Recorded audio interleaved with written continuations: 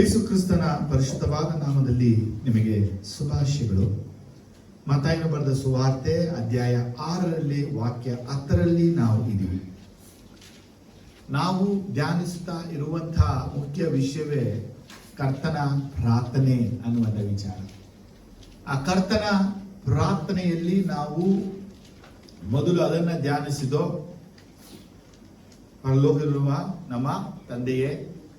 ಎರಡನೇದಾಗಿ ಧ್ಯಾನಿಸಿದೋ, ನಿನ್ನ ನಾಮವು ಪರಿಶುದ್ಧವಾಗಿ ಎಣಿಸಲ್ಪಡಲಿ. ಮೂರನೇದಾಗಿ ನಾವು ಧ್ಯಾನಿಸ್ತಾ ಇದ್ದೀವಿ, ನಿನ್ನ ರಾಜ್ಯವು ಬರಲಿ. ಮೋಸ್ಟ್ ಪ್ರಾಬ್ಲಿ ನೆಕ್ಸ್ಟ್ ವೀಕ್ ಇದನ್ನು ಎಂಡ್ ಆಗ್ಬೋದು ಅನಿಸುತ್ತೆ. ಕರ್ತನವನ್ನು ನಡೆಸಲಿ, ನಿನ್ನ ರಾಜ್ಯವು ಬರಲಿ ಎಂಬುದಾಗಿ ಧ್ಯಾನಿಸಿದ್ದು. ಇದರಲ್ಲಿ ನಾವು ಧ್ಯಾನಿಸ್ತಿರುವಂಥ ಇವತ್ತಿನ ವಿಚಾರವಾಗಿದೆ. ಕಳೆದ ವಾರ ಏನು ಧ್ಯಾನಿಸ್ತಂದ್ರೆ, ದೇವರು ದಾವೀದನಿಗೆ ಮಾಡಿದ ವಾಗ್ದಾನ ಅದು ಕ್ರಿಸ್ತನಲ್ಲಿ ನೆರವೇರಿಸುತ್ತಾನೆ ಎಂದು ಧ್ಯಾನಿಸ್ತಾರೆ. ಆದರೆ ಮರಿಯಳಿಗೆ ಯಾರು ಗಬ್ರಿಯೇಲ್ ದೇವದೂತ ಬಂದು ಹೇಳಿದ ಮಾತು, ನಿನಗೆ ಹುಟ್ಟುವಂತ ಮಗುವಿಗೆ ದೇವರು ದಾವೀದನಿಗೆ ಕೊಟ್ಟ ಸಿಂಹಾಸನವನ್ನ ಕೊಡ್ತಾನೆ, ಇಸ್ರೇಲರನ್ನ ಈತನು ಆಳುವನು ಎಂಬುದಾಗಿ. ಕಳೆದ ವಾರ ನಾವು ರಿಸರೆಕ್ಟೆಡ್ ಡೇ, ಪುನರುತ್ಥಾನವಾಗಿ ಧ್ಯಾನಿಸ್ತೋ. ಆ ಪುನರುತ್ಥಾನದಲ್ಲಿ ನಾನು ಮಾಡಲಿಲ್ಲ ಪಾಯಿಂಟ್ ಅದನ್ನ. ಯಾಕಂದ್ರೆ ಯೇಸು ಕ್ರಿಸ್ತನು ಮರಣವನ್ನ ಹೊಂದಿ ಪುನರುತ್ಥಾನ ಆಗುವುದೇ ದಾವೀದನ ಸಿಂಹಾಸನ ಕುಳಿತುಕೊಳ್ಳಕ್ಕೆ ಕಾರಣ ಅನ್ನುವುದೇ ಅಪೊಸ್ತಲರ ಕೃತ್ಯ 2ನೇ ಚಾಪ್ಟರ್ ಅಲ್ಲಿ ಬಯಲ್ಪಟ್ಟಂತ ವಾಕ್ಯ. ಆಮೇಲೆ ಸರಿ, ನಿನ್ನ ರಾಜ್ಯವು ಬರಲಿ ಎಂಬುದಾಗಿ ಯೇಸು ನಮಗೆ ಪ್ರಾರ್ಥನೆಯಲ್ಲಿ ಹೇಳಿಕೊಟ್ರು. ನಾವು ಯಾವಾಗೆಲ್ಲ ಪ್ರಾರ್ಥಿಸ್ತವೋ ನಮ್ಮ ಪ್ರಾರ್ಥನೆಗಳಲ್ಲಿ ತಪ್ಪದೇ ನಾವು ಪ್ರಾರ್ಥಿಸಬೇಕಾದ ಒಂದು ವಿಚಾರ, ನಿನ್ನ ರಾಜ್ಯವು ಬರಲಿ. ಯಾರ ರಾಜ್ಯ ಬರಲಿ? ದೇವರ ರಾಜ್ಯ ಬರಲಿ. ಏನಕ್ಕೆ ದೇವರ ರಾಜ್ಯ ಬರಬೇಕು? ಯಾಕೆ ದೇವರ ರಾಜ್ಯ ಬರಬೇಕು ಪ್ರಶ್ನೆನ ಕೇಳುವಾಗ, ಈ ಜಗತ್ತಲ್ಲಿ ಯಾರೆಲ್ಲ ರಾಜ್ಯಗಳನ್ನ ಮಾಡಿದ್ರು, ಎಲ್ಲಾ ರಾಜ್ಯಗಳು ದರೋಡೆ, ಕೊಲೆ, ಅನ್ಯಾಯ, ಮೋಸಗಳೇ ಇತ್ತು. ಆದರೆ ದೇವರ ರಾಜ್ಯ ಬರುವಾಗ ಈ ರಾಜ್ಯದಲ್ಲಿ ಶಾಂತಿ, ಸಮಾಧಾನ, ನೆಮ್ಮದಿ ಇರುವುದು. ಇವತ್ತು ಇನ್ನೊಂದು ಹಳೆಯ ಒಡಂಬಡಿಕೆಯಲ್ಲಿ ಹೇಳಲ್ಪಟ್ಟಂತ ಪ್ರವಾದನೆ ಕ್ರಿಸ್ತನಲ್ಲಿ ಹೇಗೆ ನೆರವೇರಬೇಕಾಗಿದೆ, ಎರಡು ವಿಚಾರಗಳನ್ನ ನಾವು ತಿಳ್ಕೊಳ್ಳೋಕ್ಕಾಗಿ ಇದ್ದೀವಿ. ಹಳೆಯ ಒಡಂಬಡಿಕೆಯ ಒಂದು ಪ್ರವಾದನೆ, ಆ ಪ್ರವಾದನೆ ಬಂದು ಆದಿಕಾಂಡ 49ನೇ ಅಧ್ಯಾಯದಲ್ಲಿ ಬರೆಯಲ್ಪಟ್ಟಂತ ವಾಕ್ಯ. ಯಾಕೋಬನಿಗೆ ವಯಸ್ಸಾಗಿದೆ. ಇನ್ನೊಂದು ಯಾಕೋಬನು ಪರಲೋಕಕ್ಕೆ ಹೋಗಬೇಕಾದ ಸಮಯ ಬಂತು. ಆ ದಿನಗಳಲ್ಲಿ ಯಾಕೋಬ್ ತಮ್ಮ ಮಕ್ಕಳಿಗೆ ಪ್ರವಾದನೆಯನ್ನ ನುಡಿದನು.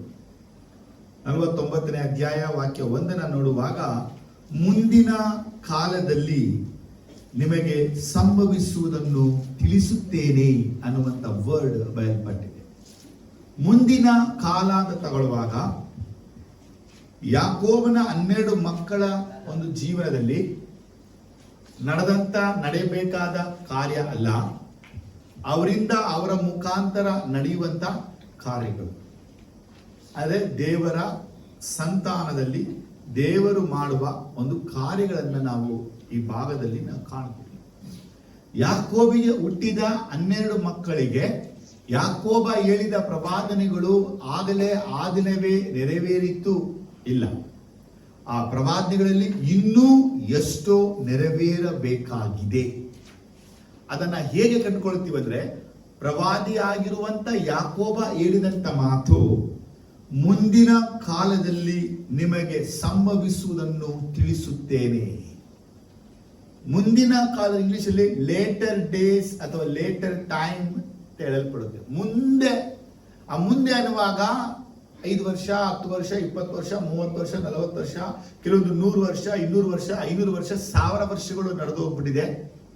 ಇನ್ನೂ ಈ ಒಂದು 49ನೇ ಅಧ್ಯಾಯದಲ್ಲಿ ಬರೆಯಲ್ಪಟ್ಟಿರುವಂತಹ ಪ್ರವಾದನೆಗಳು ನೆರವೇರಕ್ಕೆ ಇನ್ನೂ ಸಮಯಗಳು ಉಂಟು. ಅದರಲ್ಲಿ ಒಂದನ್ನು ಮಾತ್ರ ನಾವು ತಗೊಳ್ತೀವಿ. ಅದು ನಾವು 8ರಿಂದ 12 ವಾಕ್ಯಗಳನ್ನ ನೋಡುವಾಗ 8ರಿಂದ 12 ವಾಕ್ಯ ನೋಡುವಾಗ ಯಹೂದ ಕುಲಕ್ಕೆ ಹೇಳಲ್ಪಟ್ಟಂತಹ ಒಂದು ಪ್ರವಾದನೆ, ಯಾಕೋಬನು ಯಹೂದ ಕುಲಕ್ಕೆ ಹೇಳಿದ ಪ್ರವಾದನೆ. ಈ ಯಹೂದ ಕುಲಕ್ಕೆ ಹೇಳಲ್ಪಟ್ಟ ಪ್ರವಾದನ ವಾಕ್ಯನ ನೀವು ನೇರವಾಗಿ ಹಾಗೇ ಧ್ಯಾನಿಸ್ಕೊಂಡು ಬಂದ್ರೆ ಯಹೂದನಿಗೂ ಯಹೂದ ಸಂತಾನದಲ್ಲಿ ಬರುವಂತವನಿಗೂ ಅದು ಅನ್ವಯಿಸುವಂಥದ್ದು ಆಗಿದ್ರೂ ಎಲ್ಲ ಪ್ರವಾದನೆಗಳು ಯೇಸು ಸ್ವಾಮಿಯ ಕುರಿತೇ ಬರೆಯಲ್ಪಟ್ಟಂತ ಮಾತುಗಳು. ಹಾಗಾದ್ರೆ ಯಾಕೋಬನು ಯಹೂದವನ್ನ ನೋಡಿ ಹೇಳಿಲ್ಲ, ಯಹೂದನ ಕುಲದಲ್ಲಿ ಬರುವಂತ ಮೆಸ್ಸಾಯನ ಕಂಡು ಹೇಳಿದಂತಹ ಪ್ರವಾದನ ವಚನಗಳೇ. ಯಾಕಂದ್ರೆ ಯಹೂದನು ಪ್ರಾಯದ ಸಿಂಹದಂತಿದ್ದಾನೆ. ಪ್ರಾಯದ ಸಿಂಹ ಯಾರು? ಯೇಸು ಸ್ವಾಮಿನೇ. ಓಕೆ, ಅದೇ ನಾವು 10ನೇ ವಾಕ್ಯವನ್ನ ನೇರವಾಗಿ ಧ್ಯಾನಿಸುವಾಗ 49:10 ಕನ್ನಡ, ಹಿಂದಿ, ಇಂಗ್ಲಿಷ್ ಸ್ವಲ್ಪ ನೋಡಿ. ರಾಜದಂಡವನ್ನು ಹಿಡಿಯತಕ್ಕವನು ಬರುವ ತನಕ ಆ ದಂಡವು ಯಹೂದನ ಕೈಯಿಂದ ತಪ್ಪುವುದಿಲ್ಲ. ಮುದ್ರೆ ಕೋಲು ಅವನ ಪಾದಗಳ ಬಳಿಯಿಂದ ಕದಲುವುದಿಲ್ಲ. ಅವನಿಗೆ ಅನ್ಯ ಜನಗಳು ವಿಧೇಯರಾಗಿರುವರು. ಆಮೆನ್. ತಮಿಳು ಬರುಗೋ. சமாதான கர்த்தர் வருமளவு செங்கோல் யூதாவை விட்டு நீங்குவது இல்லை. நியாயப்பிரமாணங்களில் அவன் பாதங்களை விட்டு ஒளிவதும் இல்லை. ஜனங்களில் அவரிடத்தில் சேருவார்கள். ಇಂಗ್ಲಿಷಲ್ಲಿ The scepter shall not depart from Judah, nor the ruler's step from between his feet, until tribute comes to him, and to him shall be obedience of the peoples. ಇಲ್ಲಿ ಯಾಕೋಬ ಹೇಳುತ್ತಿರುವಂತ ಮಾತು ನೋಡಿ. ಮೊದಲು ರಾಜ್ಯ ದಂಡವನ್ನು ಹಿಡಿಯತಕ್ಕವನು ಬರುವ ತನಕ ಆ ರಾಜ್ಯ ದಂಡವು ಯಹೂದನ ಕೈಯಿಂದ ತಪ್ಪುವುದಿಲ್ಲ. ಸರಿನಾ? ಹಾಗಾದ್ರೆ ಯಹೂದ ಕುಲದಲ್ಲಿ ರಾಜ್ಯದಂಡ ಹಿಡಿಯತಕ್ಕವನು ಬರ್ತಾನೆ. ಯಾವ್ದು ಬರ್ತಾನೆ ಗೊತ್ತಿಲ್ಲ. ಬರುವ ತನಕ ಸೆಪ್ಟರ್ ರಾಜ್ಯದಂಡ ಯಹೂದನ ಕೈಯಲ್ಲೇ ಇರುತ್ತದೆ. 2ನೇ ವಚನ ಬರೆಯಲ್ಪಟ್ಟಿರೋದು ಮುದ್ರೆ ಕೋಲು ಅಂತ ಇದೆ, ಅವನ ಪಾದಗಳ ಬಳಿಯಿಂದ ಕದಲುವುದಿಲ್ಲ. ಇಲ್ಲಿ ಮುದ್ರೆ ಕೋಲು ಅನ್ನುವಂತ ಪದಕ್ಕಿಂತ ಕರೆಕ್ಟ್ ಲಾ. ಹೇಳಿ, ಲಾ ಅಂದ್ರೆ ಧರ್ಮಶಾಸ್ತ್ರ ಅಥವಾ ಆಜ್ಞಾ ವಿಧಿಗಳು. ಇವು ಅವನ ಪಾದದಿಂದ ತಪ್ಪುವುದೇ ಇಲ್ಲ. 3ನೇ ವಿಚಾರ, ಅವನಿಗೆ ಅನ್ಯ ಜನಗಳು ವಿಧೇಯರಾಗುವರು. ಈ 3 ವಿಷಯಗಳನ್ನ ಇಟ್ಟುಕೊಂಡು ಯಾಕೋಬನಿಗೆ ಹುಟ್ಟಿದಂತ ಯಹೂದನನ್ನ ನೋಡುವಾಗ ಯಹೂದನ ಕಾಲದಲ್ಲಿ ಇದ್ಯಾವುದು ನಡೆದೇ ಇಲ್ಲ. ಯಹೂದನನ್ನ ಅನ್ಯರು ವಿಧೇಯರಾಗಿದ್ದು, ಯಹೂದ ತನ್ನ ಜನರಿಗೆ ಧರ್ಮಶಾಸ್ತ್ರ ಅಥವಾ ಧರ್ಮಗಳನ್ನ ಹೇಳಿದ್ದು, ಅಥವಾ ಯಹೂದ ರಾಜ್ಯದವನ್ನ ಹಿಡಿದು ತನ್ನ ಕುಟುಂಬವನ್ನ ನಡೆಸಿದ್ದು ಇಲ್ಲವೇ ಇಲ್ಲ. ಆದರೆ ಇದೆಲ್ಲ ನೇರವಾಗಿ ಹೇಳಲ್ಪಟ್ಟಂತಹ ಒಂದು ಪ್ರವಾದನ ವಚನ.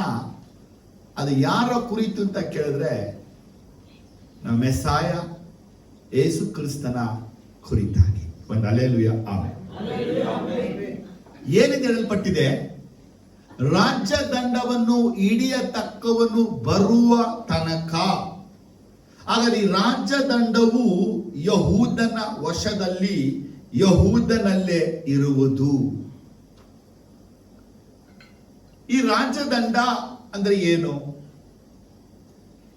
ಈ ರಾಜದಂಡವನ್ನ ಯಾಕೆ ಹಿಡ್ಕೋತಾ ಇದ್ರು? ಯಹೂದನ ಕುಲಕ್ಕೆ ಯಾಕೆ ರಾಜದಂಡವು ಕೊಡಲ್ಪಟ್ಟಿತ್ತು? ಇಂಥ ಪ್ರಶ್ನೆಗಳನ್ನ ನಾವು ಮಾಡ್ಕೊಳ್ಳುವಾಗ, ರೂಬೆನ್ ಪಾಪವನ್ನ ಮಾಡಿ ಅವನು ಕೊಡಲ್ಪಟ್ಟಂತ ಆ ಸ್ವಾಸ್ಥ್ಯವನ್ನ ಕಳ್ಕೊಂಡ. ಸಿಮಿಯೋನ್, ಲೇವಿ ಇವರು ಕೊಲೆಯನ್ನ ಮಾಡಿದಕ್ಕಾಗಿ ಇವರು ಅದನ್ನ ಕಳ್ಕೊಂಡ್ರು. ಯಹೂದ ಅವನು ಪಾಪ ಮಾಡ್ದ, ತನ್ನ ತಮ್ಮನನ್ನ ಮಾರಕ್ಕೆ ಅವನೇ ಕಾರಣನಾಗಿದ್ದಿದ್ದು, ಯೋಸೆಫನನ್ನ ಮಾರಲಿಕ್ಕೆ. ಆದರೆ ಯೋಸೆಫನನ್ನ ಮಾರಿದ ಮೇಲೆ ಯಹೂದನಲ್ಲಿ ಪಶ್ಚಾತ್ತಾಪ ಪಟ್ಟು ಅವನು ಪಾಪವನ್ನ ಅರಿಕೆ ಇಟ್ಟು ಕ್ಷಮಾಪಣೆ ಕೇಳೋದನ್ನ ನಾವು ಎಲ್ಲಿ ಯೋಸೇಫನ ಕಾಲದಲ್ಲಿ ಅದನ್ನ ಕಾಣ್ತೀವಿ. ಯೋಸೆಫ ಬೆಂಜಮಿನ ಇಟ್ಕೊಂಡು, ಇವ್ರ ಅಪ್ಪನ ನೀವು ಕರ್ಕೊಂಡು ಬರೋ ತನಕ ನಾನು ನಿನ್ನನ್ನ ಕಳಿಸೋದೇ ಇಲ್ಲ ಅಂದ್ಬಿಟ್ಟು. ಆಗ ಯಹೂದ ಅರಿಕೆ ಮಾಡ್ತಾನೆ, ನಮ್ಮ ಅಪ್ಪನಿಗೆ 2 ಕೊನೆ ಮಕ್ಕಳು, ಒಬ್ಬ ಸತ್ತು ಹೋದ, ಇವನೊಬ್ಬನೇ ಕೊನೆ, ಇವನು ತುಂಬಾ ಪ್ರೀತಿ ಇಟ್ಟವನೇ, ಇವನ್ನ ಕಳಿಸ್ತಾ ಹೋದ್ರೆ ನಮ್ಮ ಅಪ್ಪ ಸತ್ತೇ ಹೋಗ್ತಾನೆ, ಅದಕ್ಕೆ ಬದಲಾಗಿ ನಾನ್ ದಾಸನಾಗ್ತೀನಿ, ಏನೇ ನಾನ್ ದಾಸನಾಗ್ತೀನಿ, ಇವನನ್ನ ಕರೆ ಕಳಿಸು. ಇಲ್ಲ ಇಲ್ಲ ಇಲ್ಲ, ವಯಸ್ಸಾದಂತ ನಿನ್ನ ಮುದ್ಕನನ್ನ ನಾನ್ ನೋಡ್ದೆ, ನಿನ್ ತಮ್ಮನ್ನ ನಾನು ನೋಡ್ದೆ. ಹೀಗೆ ಅವನ ಅನೇಕ ಅಲ್ಲಿ ಇನ್ಸಿಡೆಂಟ್ ನಡೀತಿದೆ. ಫಸ್ಟ್ ಸೀಮನ್ ಹಿಡಿತಾನೆ, ನೆಕ್ಸ್ಟ್ ಬೆಂಜಮಿನ್ ಹಿಡಿತಾನೆ. ಯಾಕೆ ಇನ್ಸಿಡೆಂಟ್ ನಡೀತಿದೆ ಕೇಳಿದ್ರೆ, ಯಹೂದ ಅಲ್ಲಿ ಮಾನಸಾಂತರ ಪಟ್ಟಿದ್ದನ್ನ ನಾವಲ್ಲಿ ಕಾಣ್ತೀವಿ. ಅದು ರೂಬೆನ್ ಆಗ್ಲಿಲ್ಲ, ಸಿಮಿಯೋನ್ ಆಗ್ಲಿಲ್ಲ, ಲೇವಿ ಆಗ್ಲಿಲ್ಲ. ಯಹೂದ ಮಾನಸಾಂತರ ಪಟ್ಟಿದ್ದಕ್ಕಾಗಿ ಗಾಡ್ ಅವನ ಕುಲದಲ್ಲಿನೇ ಆರಿಸಿಕೊಂಡಿದ್ದು ಮೆಸ್ಸಾಯನು ಬರಬೇಕು.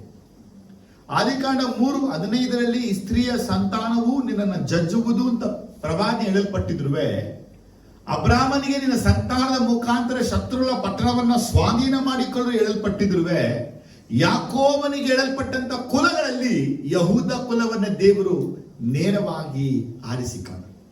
ಯಹೂದ ಕುಲವನ್ನ ಆರಿಸಿಕೊಳ್ಳಕ್ಕೆ ಕಾರಣ ಯಹೂದನು ಮಾರ್ಪಟ್ಟ, ಯಹೂದನು ಮಾನಸಾಂತರ ಹೊಂದಿದ. ಆಗ ಯಹೂದ ಕುಲದಲ್ಲಿ ನಮ್ಮ ಕರ್ತನಾದ ಯೇಸು ಕ್ರಿಸ್ತನು ಬರುವುದು ನಿಶ್ಚಯವೇ ಆಯಿತು. ಯಾವಾಗ ಇದಾಗಿದೋ? ಯಾಕೋಬನ ಕಾಲದಲ್ಲಿ. ಆಲ್ರೆಡಿ ಹಿಂದೆನೇ ಆಗಿದೆ. ನಮ್ಗೆ ಯಾಕೋಬನ್ ನೋಡು. ಈ ರಾಜ್ಯದಂಡ ಅನ್ನುವಂತ ಒಂದು ವಿಚಾರವನ್ನ ತಗೊಂಡು ನಾವು ಮಾತಾಡುವಾಗ ಫಸ್ಟ್ ಪ್ರಾಫಿಟಿಕಲ್ ವರ್ಡ್ ಅಲ್ಲಿ ನೋಡ್ಕೊಂಡು ಹೋಗೋಣ. ಬೈಬಲ್ ಅಲ್ಲಿ ಬರೆಯಲ್ಪಟ್ಟಂತ ಪ್ರವಾದನೆ ವಾಕ್ಯಗಳ ಮುಖಾಂತರ ನೋಡ್ಕೊಂಡು ಹೋಗೋಣ. ಈ ರಾಜ್ಯದಂಡ ಹಿಡಿಯತಕ್ಕವನು ಯಾರು ಅಂದ್ರೆ ಕರ್ತನಾಗಿರುವ ಯೇಸುವೆ. ಈ ರಾಜ್ಯದಂಡ ಅನ್ನುವಾಗ ರಾಜರುಗಳು ಅವತ್ತು ಒಂದು ಗಟ್ಟಿಯಾಗಿರುವಂತ ಮರದಿಂದ ಒಂದು ಕೋಲನ್ನ ಮಾಡ್ತಾ ಇದ್ರು. ಆ ಕೋಲಿಗೆ ಚಿನ್ನದ ತಗಡುಗಳನ್ನ ಹಾಕೋದು ಅಥವಾ ಅದರಲ್ಲಿ ಮುತ್ತು ರತ್ನಗಳನ್ನ ಜೋಡಿಸುತ್ತಾನೋ ಇದ್ರು. ಆ ಕೋಲಿನ ಮುಂಭಾಗದಲ್ಲಿ 2 ರಣಹದ್ದುವಿನ ಒಂದು ಆಕಾರವನ್ನ ಇಡ್ತಾ ಇದ್ರು. 2 ಈಗಲ್ಸ್. ಅವ್ರ ರೀತಿ ಕೈಯನ್ನ ಚಾಚುವಾಗ ಅದು ಅವರ ಅಧಿಕಾರವನ್ನ, ಅದು ಅವರ ದೊರೆತನವನ್ನ ಅದು ಹೇಳುತ್ತಾ ಇತ್ತು. ಪ್ರತಿಯೊಬ್ಬ ರಾಜನ ಬಳಿ ಈ ರಾಜ್ಯದಂಡ ಖಂಡಿತವಾಗಿ ಇರ್ತಾನೆ ಇತ್ತು. ಇವತ್ತು ನಾವು ಕಮಿಷನರ್ ನೋಡ್ತೀವಿ, ಅವರೊಂದು ಕೋಲನ್ನ ಇಟ್ಕೊಂಡವ್ರೆ. ಕೋಲ್ ಯಾಕೆ ಕಮಿಷನರ್ ಬೇಕು? ಅದು ಅವರಿಗೆ ಕೊಡಲ್ಪಟ್ಟಂತ ಅಧಿಕಾರವನ್ನ ಸೂಚಿಸುವುದು.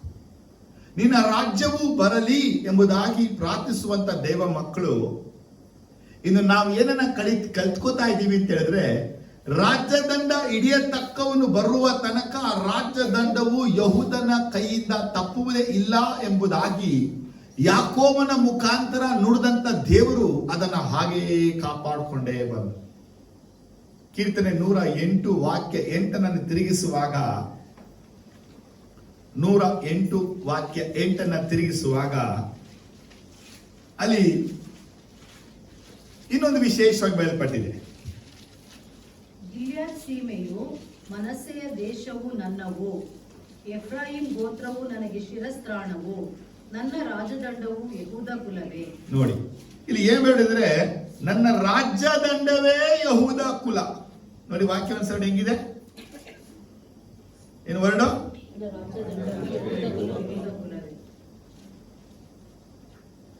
ದೇವರ ರಾಜ್ಯದಂಡ ಯಾವುದು ಅಂತ ಕೇಳಿದ್ರೆ ಯಹೂದ ಕುಲವೇ.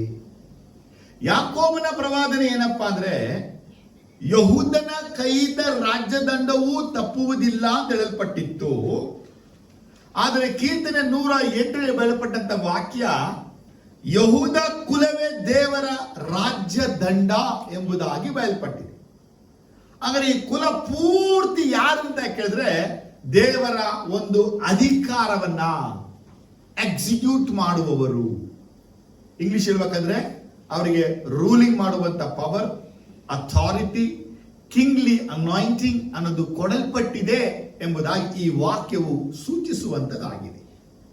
ಆದರೆ ಯಹೂದ ಕುಲಕ್ಕೆ ರಾಜ್ಯದಂಡವು, ಯಹೂದ ಕುಲವೇ ದೇವರ ರಾಜ್ಯದಂಡವಾಗಿದೆ ಅಂದ್ರೆ, ಯಹೂದ ಕುಲದಿಂದ ಬರುವನ ತನಕ ಯಹೂದ್ಯರ ಒಳಗೇನೆ ಆ ರಾಜ್ಯದಂಡವು ಇರತಕ್ಕದು.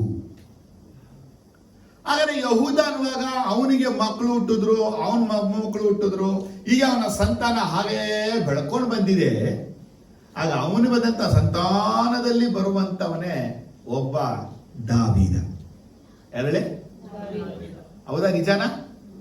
ದಾವೀದ ನೋಡುವಾಗ 2 ಸಾಮುವೇಲಲ್ಲಿ ಏನನ್ನ ಕಾಣ್ತೀವಿ ಅಂದ್ರೆ, ದೇವರು ಅವನಿಗೆ ವಾಗ್ದಾನವನ್ನ ಮಾಡ್ತಾನೆ. 2 ಸಾಮುವೇಲ್ 7ನೇ ಅಧ್ಯಾಯದಲ್ಲಿ 13ನೇ ವಾಕ್ಯ, 12 ಮತ್ತು 13ರಲ್ಲಿ 2 ಸಾಮುವೇಲ್ 7, 12 ಮತ್ತು 13ರಲ್ಲಿ ದೇವರು ಮಾಡುವ ವಾಗ್ದಾನ. ನಿನ್ನ ಆಯುಷ್ಕಾಲವು ಮುಗಿದು, ಮೊದಲು ದಾವೀದನ ಆಯುಷು ಕಾಲ ಮುಗಿಬೇಕು.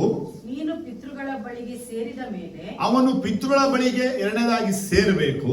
ನಿನ್ನಿಂದ ಹುಟ್ಟುವವನನ್ನು ನೆಲೆಗೊಳಿಸಿ, ನಿನ್ನಿಂದ ಹುಟ್ಟುವವನನ್ನ ನೆಲೆಗೊಳಿಸಿ ಅವನ ರಾಜ್ಯವನ್ನು ಸ್ಥಿರಪಡಿಸುವೆ. ಅವನ ರಾಜ್ಯವನ್ನ ಸ್ಥಿರಪಡಿಸುವೆನು. ಅವನು ನನ್ನ ಹೆಸರಿಗಾಗಿ ಹಾ. ಒಂದು ಮನೆಯನ್ನು ಕಟ್ಟುವನು. ನಾನು ಅವನ ರಾಜ್ಯ ಸಿಂಹಾಸನವನ್ನು ನಿರಂತರವಾಗಿ ಸ್ಥಿರಪಡಿಸುವೆನು. ನಿರಂತರವಾಗಿ ಸ್ಥಿರಪಡಿಸುವೆನು. ಇಲ್ಲಿ ಏನ್ ಕಾಣ್ತೀವಂದ್ರೆ, ಒಂದು, ಅವನಿಗೆ ಸಿಂಹಾಸನವನ್ನ ಕೊಡ್ತೀನಿ. 2, ಅವನಿಗೆ ಕಿಂಗ್ಡಮ್ ಅನ್ನ ಕೊಡ್ತೀನಿ. 3, ಅವನು ರಾಜ್ಯವನ್ನ ಆಳುವನು. ಇದು ದಾವೀದನಿಗೆ ದೇವರೇ ಹೇಳಿದಂತಹ ಮಾತು. ಯಾರ ಮುಖಾಂತರ? ನಾತಾನನ ಮುಖಾಂತರ. ಯಾಕೋಬ ಹೇಳಿದು, ಯಹೂದ ಕುಲದಲ್ಲಿ ರಾಜದಂಡ ಹಿಡಿಯತಕ್ಕವನು ಬರುವ ತನಕ ಅಂತ ನೋಡುವಾಗ, ಯಹೂದ ಕುಲದಿಂದ ದಾವೀದನ ಕಾಲಕ್ಕೆ ಬರುವಾಗ ಈ ಎಲ್ಲಾ ಜನಗಳಲ್ಲಿ ಈಶಾಯನ ಕುಟುಂಬವನ್ನ ಆರಿಸಿಕೊಂಡು ಅವನಿಗಿರುವಂತ 10 ಮಕ್ಕಳಲ್ಲಿ 7ನೇ ಮಗನಾಗಿರುವಂತ ದಾವೀದನ ದೇವರು ಆರಿಸಿಕೊಂಡು ದಾವೀದನಿಗೆ ತನ್ನ ರಾಜ್ಯವನ್ನು, ತನ್ನ ಸಿಂಹಾಸನವನ್ನು ಕೊಟ್ಟರು. ಈಗ ದಾವೀದ ಯಹೂದ್ಯರೆಲ್ಲರಿಗೂ ಮೊದಲು ರಾಜನಾದ. ದಾವೀದ ಇಸ್ರೇಲರಿಗೂ ರಾಜನಾದ. David first becoming king for Jewish. ಆಗ ರಾಜ್ಯದಂಡ ಯಾರ ಕೈಯಲ್ಲಿತ್ತು? ಈಗ ವರ್ಡನ್ನ ತಗೊಳ್ಳುವಾಗ ಅದು ಯಹೂದ ಕುಲದಲ್ಲಿತ್ತು. ಯಹೂದ ಕುಲದಿಂದ ಯಾರ ಕೈಗೆ ಬಂದಿದೆ? ಅದು ದಾವೀದನ ಕೈಗೆ ಬಂದಿದೆ. ದಾವೀದನ ಕೈಗೆ ಬಂದಾಗ ದಾವೀದನಿಗೆ ದೇವರಿಗೆ ಒಂದು ಆಲಯವನ್ನ ಕಟ್ಟಬೇಕು ಅಂತ ಮನಸ್ಸು ಮಾಡಿದಾಗ ನಾತಾನ್ ಪ್ರವಾದಿಯ ಮುಖಾಂತರ ಒಂದು ಪ್ರವಾದನೆ ಬರ್ತಾ ಇದೆ. ಏನು ಪ್ರವಾದನೆ ಕೇಳಿದ್ರೆ, ದೇವರು ತುಂಬಾ ಕ್ಲೀನ್ ಆಗಿ ಹೇಳ್ತಾ ಇದ್ರೆ, ನಿನ್ನ ಆಯುಷು ಕಾಲ ಮುಗಿಬೇಕು. 2, ನೀ ಪಿತೃಗಳ ಬಳಿಗೆ ಸೇರಬೇಕು. ಅನಂತರ ನಿನ್ನ ಬಾಡಿಯಿಂದ, ನಿನ್ನ ಫ್ಲೆಶ್ ಇಂದ ಒಬ್ಬನು ಹುಟ್ಟಿ ಬರ್ತಾನೆ. ನಾನು ಅವನಿಗೆ ರಾಜ್ಯವನ್ನು, ಸಿಂಹಾಸನವನ್ನು ಕೊಟ್ಟು ಸ್ಥಿರಪಡಿಸಿ ಅವನ ರಾಜ್ಯ ಸಿಂಹಾಸನ ನಿರಂತರವಾಗಿರುವಂತೆ ಸ್ಥಾಪಿಸುವೆನು ಅಂತ ಹೇಳಿದ. ಈ ಒಂದು ಪ್ರೊಫೆಟಿಕಲ್ ವರ್ಡ್ ಅನ್ನ ಡೇವಿಡ್ ಕನ್ಸಿಡರ್ ಮಾಡಿದೆ ಸೊಲೊಮೋನನಿಗೆ. ಆದ್ರೆ ದೇವರು ತುಂಬಾ ಕ್ಲಿಯರ್ ಆಗಿ ಹೇಳ್ತಾ ಇದ್ದಾರೆ, ದಾವೀದ ಸತ್ತ ಮೇಲೆ ಅವನ ಕುಲದಿಂದ, ಅವನ ಬ್ಲಡ್ ಲೈನ್ ಇಂದ ಹುಟ್ಟಿ ಬರುವಂತವನು ಯಾರು? ಮೆಸ್ಸಾಯ, ಜೀಸಸ್. ಆದ್ರೆ ದಾವೀದ ಸತ್ತ ಮೇಲೆ ರಾಜನಾದಂತವನು, ಅಂದ್ರೆ ಬದುಕಿನ ರಾಜನಾದಂತವನು ಸೊಲೊಮೋನ್. ಸೊಲೊಮೋನ್ ಎಷ್ಟು ಮಾತ್ರಕ್ಕೂ ಈ ಪ್ರವಾದನ ವಾಕ್ಯ ಅವನಲ್ಲಿ ನೆರವೇರುವುದೇ ಇಲ್ಲ. ಆದರೆ ಆ ದಿನಕ್ಕೆ ತಕ್ಕ ಮಟ್ಟಿಗೆ ಅವನಿಗೆ ಸಮಾಧಾನವಾಗಿ ಹೆಸರನ್ನ ಕೊಟ್ಟು ಅವನನ್ನು ರಾಜ್ಯ ಸಿಂಹಾಸನ ಏರಿಸಿ ಅವನ ರಾಜ್ಯ ದೇವರು ಸಮಾಧಾನವನ್ನ ಕೊಟ್ಟಿದ್ದನು. ಹಾಗಾಗಿ ಜನಗಳೆಲ್ಲ ನಂಬಿದಂತ ಮಾತು ಆ ಕಾಲದಲ್ಲಿ ದಾವೀದನಿಗೆ ದೇವರು ನುಡಿದಂತ ಪ್ರವಾದನೆ ಸೊಲೊಮೋನ್. ಹಾಗಾಗಿ ಸೊಲೊಮೋನ್ ದೇವರಿಗೆ ಮಹತ್ತಾದ ಆಲಯವನ್ನ ಕಟ್ಟಿ ತೀರಿಸಿದ. ಅರ್ಥ ಆಯ್ತಾ ನಿಮಗೆ? ಆಗ ಯಹೂದಿಗಳೆಲ್ಲ ಏನ್ತಿದ್ರೆ, ದೇವರ ಈ ರಾಜ್ಯ ದಂಡವು ದಾವೀದನ ಕೈಯಲ್ಲಿತ್ತು, ಈಗ ದಾವೀದನ ಕೈಯಿಂದ ಸೊಲೊಮೋನ ಕೈಯಲ್ಲಿ ಇದೆ ಎಂಬುದಾಗಿ ನಂಬಿದರು. ಆದ್ರೆ ನಾತಾನ್ ಪ್ರಾಫೆಟ್ ಹೇಳಿದಂತ ಮಾತು ಏನಿದೆ ಅಂತ ಕೇಳಿದ್ರೆ, ದಾವೀದ ಪಿತೃಗಳ ಬಳಿಗೆ ಸೇರಿದ ಮೇಲೆ ನಿನ್ನ ಬ್ಲಡ್ ಲೈನ್ ಅಲ್ಲಿ, ನಿನ್ನ ಬಾಡಿಯಲ್ಲಿ ಒಬ್ಬ ಹುಟ್ಟಿ ಬರುವನು. ಈಗ ಸೊಲೊಮೋನ್ ಯಾವಾಗ ಹುಟ್ಟಿದ ಅಂತ ಕೇಳುವಾಗ, ದಾವೀದ ಬದುಕಿರುವಾಗಲೇ ಹುಟ್ಟಿದ, ಸತ್ತ ಮೇಲೆ ಹುಟ್ಟಲಿಲ್ಲ. ಆದ್ರೆ ದಾವೀದ ಸತ್ತು ಪಿತೃಗಳ ಬಳಿಗೆ ಹೋದ್ಮೇಲೆ ಜೀಸಸ್ ಭೂಮಿಯಲ್ಲಿ ಹುಟ್ಟು ಬರ್ತಾನೆ. ಭೂಮಿಯಲ್ಲಿ ಜೀಸಸ್ ಹುಟ್ಟಿದಾಗ, ಹುಟ್ಟಕ್ಕಿಂತ ಮುಂಚೆ ಗಬ್ರಿಯೇಲ್ ದೇವದೂತ ದರ್ಶನ ಕೊಟ್ಟು ಹೇಳ್ತಾನೆ. ಲೂಕ 1:32 ನಿನಗೆ ಮಗನನ್ನ ಹುಟ್ಟುತ್ತಾ ಇದ್ದಾನೆ. ದೇವರು ದಾವಿದನಿಗೆ ವಾಗ್ದಾನ ಮಾಡಿದಂತೆ ತನ್ನ ಸಿಂಹಾಸನ ಇವನಿಗೆ ಕೊಡುವನು, ಇವನು ಇಸ್ರಾಯೇಲ್ಯರನ್ನ ಆಳುವನು ಎಂಬುದಾಗಿ ಹೇಳಲಾಯಿತು. ಆದರೆ ನೇರವಾಗಿ ಈ ಪ್ರಾಫಿಟಿಕಲ್ ವರ್ಡ್ ಎಲ್ಲ ನೆರವೇರ್ತಾ ಇದೆ ಅಂದ್ರೆ ಮರೆಯಲ್ಲಿ ಹುಟ್ಟು ಬಂದಂತಹ ಕ್ರಿಸ್ತನಲ್ಲಿ ಅದು ನೆರವೇರ್ತಾ ಇದೆ. ಆಮೇನ್, ಹಲ್ಲೆಲೂಯಾ. ಸರಿನಾ? ಜನಕ್ಕೆ ಅರ್ಥ ಆಗ್ತಾ ಇದೆ? ಈಗ ರಾಜ್ಯದಂಡ ಯಹೂದ ಕುಲದಲ್ಲಿ, ಯಹೂದ ಕುಲದಿಂದ ದಾವಿದನ ಕೈಗೆ, ದಾವಿದನ ಕೈಯಿಂದ ಸೊಲೊಮೋನ್ ಕೈಗೆ ಬಂತು. ಇಲ್ಲಿ ಇಟ್ಕೊಳ್ಳೋಣ ನಾವೀಗ. ಆದರೆ ಇನ್ನೊಂದು ಪ್ರವಾದನ ವಾಕ್ಯವೂ ಸಹ ಇದೆ. ಅದು ಬಿಳಾಮನು ನುಡಿದಂತ ಪ್ರವಾದನೆ. ಅರಣ್ಯಕಾಂಡ 24ನೇ ಚಾಪ್ಟರ್ ಅಲ್ಲಿ 17ನೇ ವಾಕ್ಯಕ್ಕೆ ನಾವು ತಿರುಗಿಸುವಾಗ ಅಲ್ಲಿ ಬಿಳಾಮನು ಯೇಸುವನ್ನ ಕುರಿತೇ ಒಂದು ಪ್ರವಾದನೆ ನುಡಿತಾನೆ.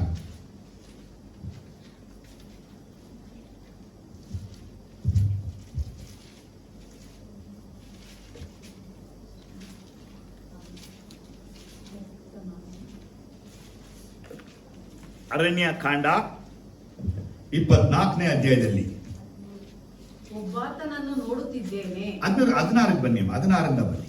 ಮನೋದೃಷ್ಟಿಯಿಂದ ನೋಡುವ ಪುರುಷನಿಗೆ ಬಂದ ದೈವೋಕ್ತಿ, ದೇವರ ಮಾತುಗಳನ್ನು ಕೇಳುವವನು, ಪರಾತ್ಪರನ ಜ್ಞಾನವನ್ನು ಪಡೆದವನು, ಪರವಶನಾಗಿ ಕಣ್ಣು ತೆರೆದು ಸರ್ವಶಕ್ತನ ದರ್ಶನವನ್ನು ಹೊಂದುವವನು ಆಗಿರುವ ಪುರುಷನಿಗುಂಟಾದ ದೈವೋಕ್ತಿ. ಏನ್ ದೈವೋಕ್ತಿ? ಒಬ್ಬಾತನನ್ನು ನೋಡುತ್ತಿದ್ದೇನೆ, ನಾನು ಒಬ್ಬಾತನನ್ನ ನೋಡುತ್ತಾ ಇದ್ದೇನೆ. ಆತನು ಈಗಿನವನಲ್ಲ. ನೋಡಿ, ಆತ ಉತ್ತರ ಕೊಡದೆ, ಆತನು ಈಗಿನವನಲ್ಲ, ಆತನು ಕಾಣಿಸುತ್ತಾನೆ, ನನಗೆ ಆತ ಕಾಣಿಸ್ತಾ ಇದ್ದಾನೆ, ಆದರೆ ಸಮೀಪದಲ್ಲಿ ಅಲ್ಲ, ಆದರೆ ಸಮೀಪದಲ್ಲೂ ಅಲ್ಲ. ಯಾಕೋಬನ ವಂಶದವರಲ್ಲಿ ನಕ್ಷತ್ರ ಪ್ರಾಯನೊಬ್ಬನು ಉದಯಿಸಿದ್ದಾನೆ, ನಕ್ಷತ್ರ ಪ್ರಾಯದವನು ಉದಯಿಸಿದ್ದಾನೆ. ಇಸ್ರಾಯೇಲ್ಯರಲ್ಲಿ ರಾಜದಂಡ ಹಿಡಿದವನು, ರಾಜ್ಯ ದಂಡ ಹಿಡಿದವನು ಕಂಡು ಬಂದಿದ್ದಾನೆ. ಮುಂದೆ ನೋಡ್ಕೊಳ್ಳೋಣ. ಇಲ್ಲಿ ಬಿಳಾಮನು ಕಂಡಂತ ದರ್ಶನ ಏನಿಂದ ಕೇಳಿದ್ರೆ, ಯೇಸುವನ್ನ ಅವನು ಅವತ್ತೇ ನೋಡ್ಬಿಟ್ಟ. ಇವತ್ತುವೇ ಅನೇಕ ಪ್ರವಾದಿಗಳಿದ್ದಾರೆ, ಅವರಿಗೂ ದೇವರು ಕಣ್ಗಳಿಗೆ ತೋರಿಸ್ತಾನೆ. ಹಾಗಾದ್ರೆ ಬಿಳಾಮ್ ಅನ್ನುವಂತ ಪ್ರಾಫೆಟ್ ಯೇಸು ಕ್ರಿಸ್ತನಲ್ಲಿ ಭೂಮಿ ಮೇಲೆ ಹುಟ್ಟಕ್ಕಿಂತ ಮುಂಚೆ ಯೇಸುವನ್ನ ಸ್ವರೂಪವನ್ನೇ ನೋಡ್ಬಿಟ್ಟ. ಆತ ನನಗೆ ಕಾಣಿಸ್ತಾ ಇದ್ದಾನೆ, ಚೆನ್ನಾಗಿ ಕಾಣಿಸ್ತಾ ಇದ್ದಾನೆ, ಆದರೆ ಸಮೀಪದಲ್ಲಿ, ಸಮೀಪ ಅನ್ನುವಂತ ವರ್ಡ್ ಈಗಲೇ 100 ವರ್ಷ 200 ವರ್ಷಗಳಲ್ಲಿ ನಡೆಯುವಂತ ಘಟನೆಗಳಲ್ಲ. ಆತ ಇನ್ನೊಂದು ಕ್ಲೂನ ಕೊಡ್ತಾನೆ. ಯಾಕೋಬರಲ್ಲಿ ನಕ್ಷತ್ರ ಪ್ರಾಯನು, ಇಸ್ರಾಯೇಲರಲ್ಲಿ ರಾಜ್ಯ ದಂಡ ಹಿಡಿದವನು ಕಂಡು ಬಂದಿದ್ದಾನೆ. ಹಾಗಾದ್ರೆ ಬಿಳಾಮ್ ಜೀಸಸ್ ಅನ್ನ ಯಾವ ರೀತಿ ದರ್ಶನ ಕಂಡ ಅಂದ್ರೆ, ಜೀಸಸ್ ಅನ್ನ ಫಸ್ಟ್ ಕಮಿಂಗ್ ಅನ್ನ ಅವನು ನೋಡದೆ, ಜೀಸಸ್ ಅನ್ನ ಸೆಕೆಂಡ್ ಕಮಿಂಗ್ ನ ಸೆಕೆಂಡ್ ಪಾರ್ಟ್ ಅನ್ನೇ ಅವನು ಕಂಡವನು. ಇವತ್ತು ಅನೇಕ ದರ್ಶನಗಳನ್ನ ಕಾಣ್ತಾರೆ, ಆ ದರ್ಶನಗಳನ್ನ ಹೆಮ್ಮೆಯಿಂದ ಮಾತಾಡ್ತಾರೆ, ಸಂತೋಷ. ಆ ದರ್ಶನಗಳ ಅವ್ರ ಜೀವನ ನೆರವೇರದೆ ಹೋದ್ರೆ, ಆ ದರ್ಶನದಿಂದ ಅವರೇ ಹೊರಗಡೆ ಇದ್ರೆ ಪ್ರಯೋಜನ ಇದೆಯಾ? ಇಲ್ಲ. ಹಾಗಾದ್ರೆ ಬಿಳಾಮ್ ಯೇಸು ಕ್ರಿಸ್ತನ ಸೆಕೆಂಡ್ ಕಮಿಂಗಿನ ಸೆಕೆಂಡ್ ಪಾರ್ಟ್ ಈ ಭೂಮಿಯಲ್ಲಿ ರಾಜ್ಯವನ್ನ ಮಾಡುವುದನ್ನ ಬಿಳಾಮ್ ಅವತ್ತೇ ಕಂಡುಬಿಟ್ಟ. ಅದಕ್ಕೆ ಆತ ಹೇಳ್ತಾನೆ, ಸಮೀಪದಲ್ಲಿ ಅಲ್ಲ. ಬಿಳಾಮನಿಂದ ದಾವಿದ ನೋಡ್ತೀವಿ, ದಾವಿದನಿಂದ ಮರೆಯ ತನಕ ನೋಡ್ತೀವಿ, ಸುಮಾರು 1000 ಕಾಲಗಳು ಕಳೆದೋಗ್ಬಿಟ್ಟಿದೆ. ಆದ್ರೆ ಯೇಸು ಕ್ರಿಸ್ತನು ಭೂಮಿಗೆ ಬಂದು 2000 ವರ್ಷಗಳು ಆಗಿದೆ. ಆದ್ರೆ ಯೇಸು ಕ್ರಿಸ್ತನು ಮೊದಲು ಮಧ್ಯ ಆಕಾಶಕ್ಕೆ ಬರಬೇಕು, ಸಭೆ ಎತ್ತಲ್ಪಡಬೇಕು, ಕ್ರಿಸ್ತ ವಿರೋಧಿ 7 ವರ್ಷ ರಾಜ್ಯ ಮಾಡಬೇಕು. ಆಗ ನಡೆಯುವಂತ ಹರ್ಮೆಗದೋನ್ ಯುದ್ಧದಲ್ಲಿ ಯೇಸು ರಾಜಾದಿ ರಾಜನಾಗಿ ಕರ್ತಾದಿ ಕರ್ತನಾಗಿ ಪ್ರಕಟಣೆ 19ನೇ ಚಾಪ್ಟರ್ ಬಯಲ್ಪಟ್ಟ ಹಾಗೆ ಆತನು ಬಿಳಿ ಕುದುರೆಯನ್ನ ಹತ್ತಿದವನಾಗಿ ಅವನೊಂದಿಗೆ ನಾವೆಲ್ಲ ದೇವ ಮಕ್ಕಳುಗಳು ಭೂಮಿಗೆ ಬರಬೇಕು. ಆತನು ಭೂಮಿಗೆ ರಾಜ್ಯ ದಂಡವನ್ನ ಹಿಡಿದವನಾಗಿದ್ದಾನೆ ಅಂತ ಹೇಳುವಾಗ ಬಿಳಾಮ ರಾಜ ದಂಡ ಹಿಡಿದಿದ್ದನ್ನ ಹೇಳಿದ, ಆದರೆ ಯೇಸು ಹಿಡಿದಿದ ಯಾವ ರಾಜ್ಯ ದಂಡ ಅನ್ನೋದನ್ನ ಅವನು ಹೇಳಲಿಲ್ಲ. ಯಾಕೆಂತ ಕೇಳಿ, ಇಯರ್ಗಳು ಬರ್ತಾ ಬರ್ತಾ ಎಲ್ಲ ಡೆವಲಪ್ ಆಗುತ್ತೆ ಅಂತ ನಾವು ತಿಳ್ಕೊಳ್ಬೇಕು. ಹಳೆಯ ಕಾಲದ ಎಲ್ಲ ರಾಜ್ಯ ದಂಡಗಳು ಅವುಗಳು ಮರದಿಂದ ಮಾಡಲ್ಪಟ್ಟಿದೆ ಆಗಿತ್ತು. ಹೇಳಿ, ಇವತ್ತುವೇ ಪೊಲೀಸ್ಗಳ ಕೈಗಳಲ್ಲಿ ಅಥವಾ ದೊಡ್ಡ ಅಧಿಕಾರಿ ಕೈಗಳಲ್ಲಿ ಇರುವಂತ ಕೋಲುಗಳೆಲ್ಲ ಮರದ್ದೇ. ಓಕೆ, ಹಾಗಾದ್ರೆ ರಾಜ್ಯದಂಡ ಹಿಡಿಯತಕ್ಕನು ಅಂದ್ರೆ ಯಾಕೋಬರಲ್ಲಿ ಬರುವಂತವನು ಇಸ್ರೇಲಲ್ಲಿ ಬರುವಂತವನು ಕ್ಲೂ ಅನ್ನ ಕೊಟ್ಟಿದ್ದಾನೆ. ಆದ್ರೆ ಯಹೂದ ಅನ್ನುವಂತ ವಿಚಾರವನ್ನ ಮಾತ್ರ ಏನು ಹೇಳಲಿಲ್ಲ. ಯಾಕೆ ಹೇಳಲಿಲ್ಲ ಅಂದ್ರೆ ಇವನಿಗೆ ದೇವರಿಂದ ಅದು ಪ್ರಕಟಿಸಲ್ಪಡಲೇ ಇಲ್ಲ. ಸ್ತೋತ್ರ, ಹಲ್ಲೆಲೂಯಾ, ಆಮೆನ್. ಸರಿನಾ? ಅರ್ಥ ಆಯ್ತಾ ನಿಮ್ಗೆ? ಈಗ ಸೊಲೊಮೋನ್ ರಾಜನಾಗಿದ್ದಾನೆ. ಸೊಲೊಮೋನ್ ರಾಜನಾದ ಆಗಿಲ್ವಾ? ರಾಜನಾದ. ಆದ್ರೆ ಸೊಲೊಮೋನ್ ರಾಜನಾದ ಮೇಲೆ ಸೊಲೊಮೋನನ ಬ್ಲಡ್ ಲೈನ್ ನೋಡ್ತೀವಿ.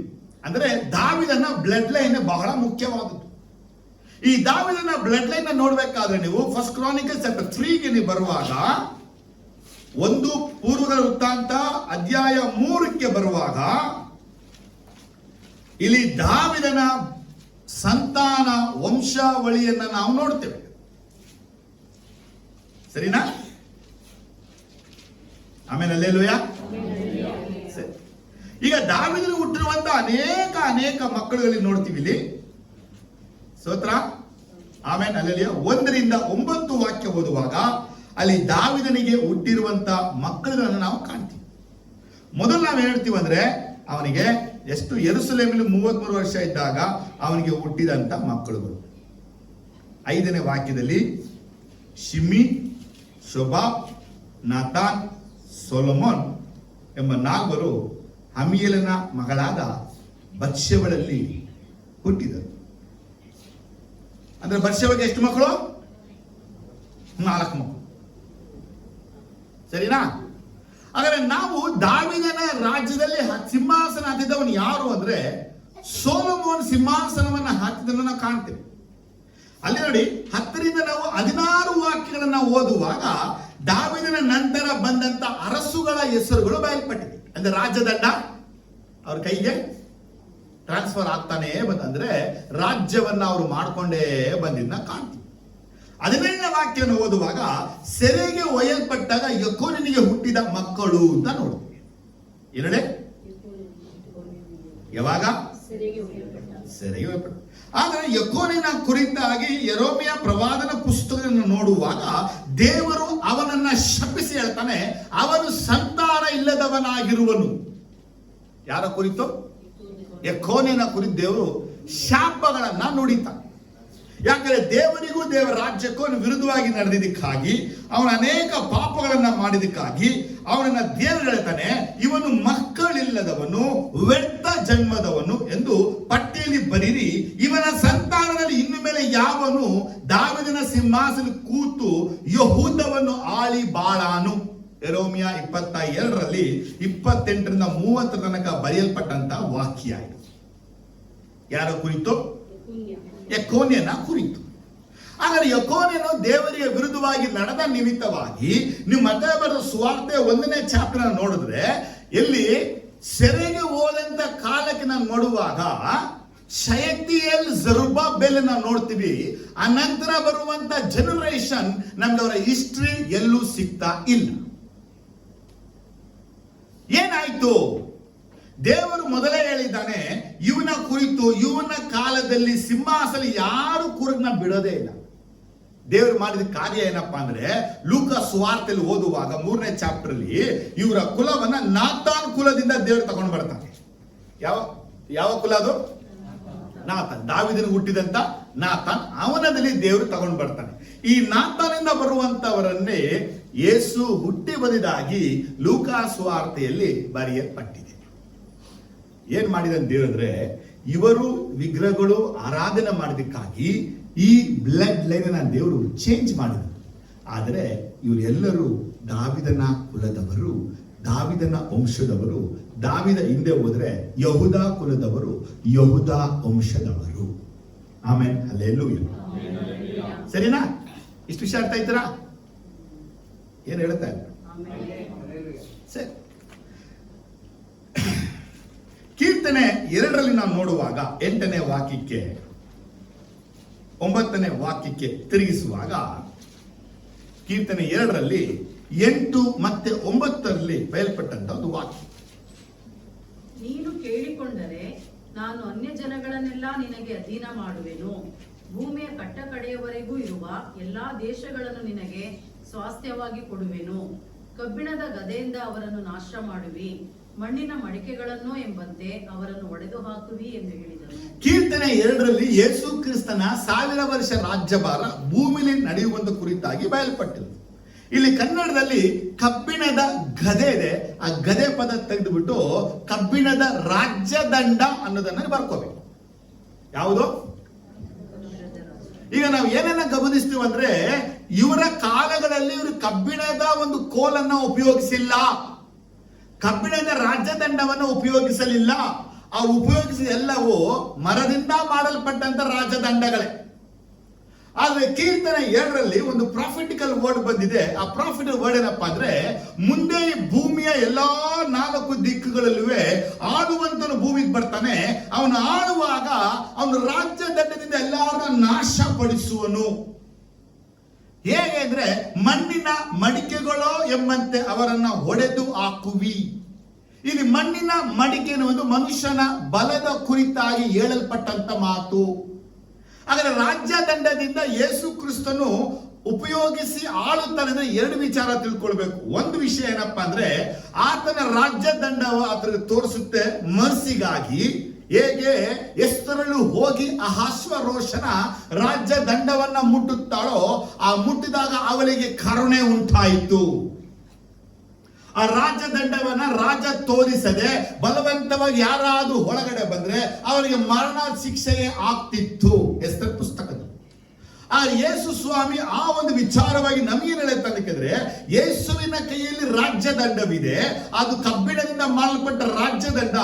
ಆತನು ಯಾರಿಗೆಲ್ಲ ತೋರಿಸ್ತಾನೋ ಅದನ್ನ ಮುಟ್ಟುವಂತವರು ಕರುಣೆಯನ್ನ, ದಯೆಯನ್ನ, ಕ್ಷಮಾಪಣೆಯನ್ನ ಹೊಂದ್ಕೊಳ್ತಾರೆ. ಅದ್ರ ರಾಜ್ಯದಂಡೆಗೆ ತಿರುಗಿ ಬಿಡೋರನ್ನ ಆ ದಂಡದಿಂದ ಅವರನ್ನ ಹೊಡೆದು ಅಡಗಿಸ್ತಾನೆ. ಆಮೇಲೆ ಅಲ್ಲೇಲೂಯ. ಈ ವಾಕ್ಯ ನಮ್ಗೆ 2 ವಿಚಾರವನ್ನ ಮಾತಾಡುತ್ತೆ. ಮೊದಲನೇ ವಿಚಾರ ಹೀಗಿದೆ. 2 ವಿಚಾರ ಏನಪ್ಪ ಅಂದ್ರೆ, ಯಾರೆಲ್ಲ ಆತನ ವಿಧಿಯವಾಗುವುದಿಲ್ಲೋ, ಆತನ ರಾಜ್ಯವನ್ನ ಒಪ್ಪಿಕೊಳ್ಳುವುದಿಲ್ಲವೋ, ಆತನಿಗೆ ರಾಜ್ಯನಾಗಿ ಸ್ವೀಕಾರ ಮಾಡುವುದಿಲ್ಲವೋ ಅವರಿಗೆ ತನ್ನ ಬಲವನ್ನ ಕ್ರಿಸ್ತನು ತೋರಿಸ್ತಾನೆ. ಆಗ ಆ ಜನಗಳು, ಆವತ್ತಿನ ಜನಗಳು, ಈ ಭೂಮಿಯಲ್ಲಿ ಇರುವಂತವರು ಈ ರಾಜ್ಯದಂಡ ಆತನಿಗೆ ಇರುವುದನ್ನ ಕಂಡು ಭಯಪಟ್ಟು ಆತನನ್ನ ಸೇವಿಸುವರು. ಯಜನಿಗೆ ಅರ್ಥ ಆಯ್ತು? ಆಮೇಲೆ ಸರಿಗಳೇ ಅಲೆಯಲ್ಲ. ಪ್ರಕಟಣೆ 2:27 ನೋಡುವಾಗ ಇದೇ ವಾಕ್ಯವನ್ನ ಸಭೆಯ ಕುರಿತು ದೇವರು ಮಾತಾಡ್ತಾರೆ.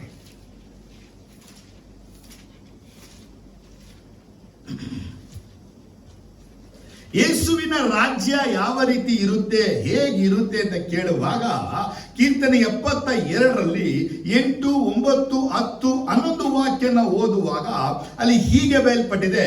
ಅವನು ಸಮುದ್ರದಿಂದ ಸಮುದ್ರದವರೆಗೂ, ಯೂಫ್ರೆಟಿಸ್ ನದಿಯ ಭೂಮಿಯ ಕಟ್ಟ ಕಡೆವರೆಗೂ ಆಳಲಿ.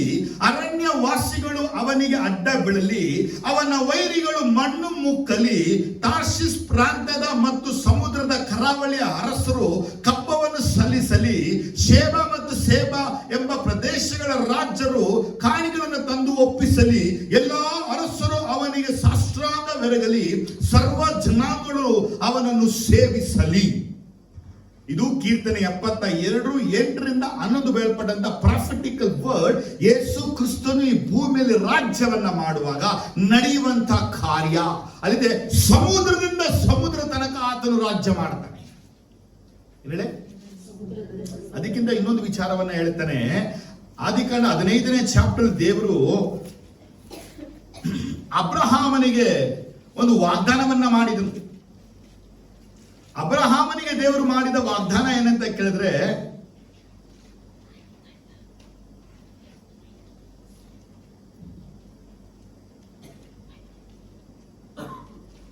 ಹದಿನೈದು 18 ಬಯಲ್ಪಟ್ಟಿದೆ.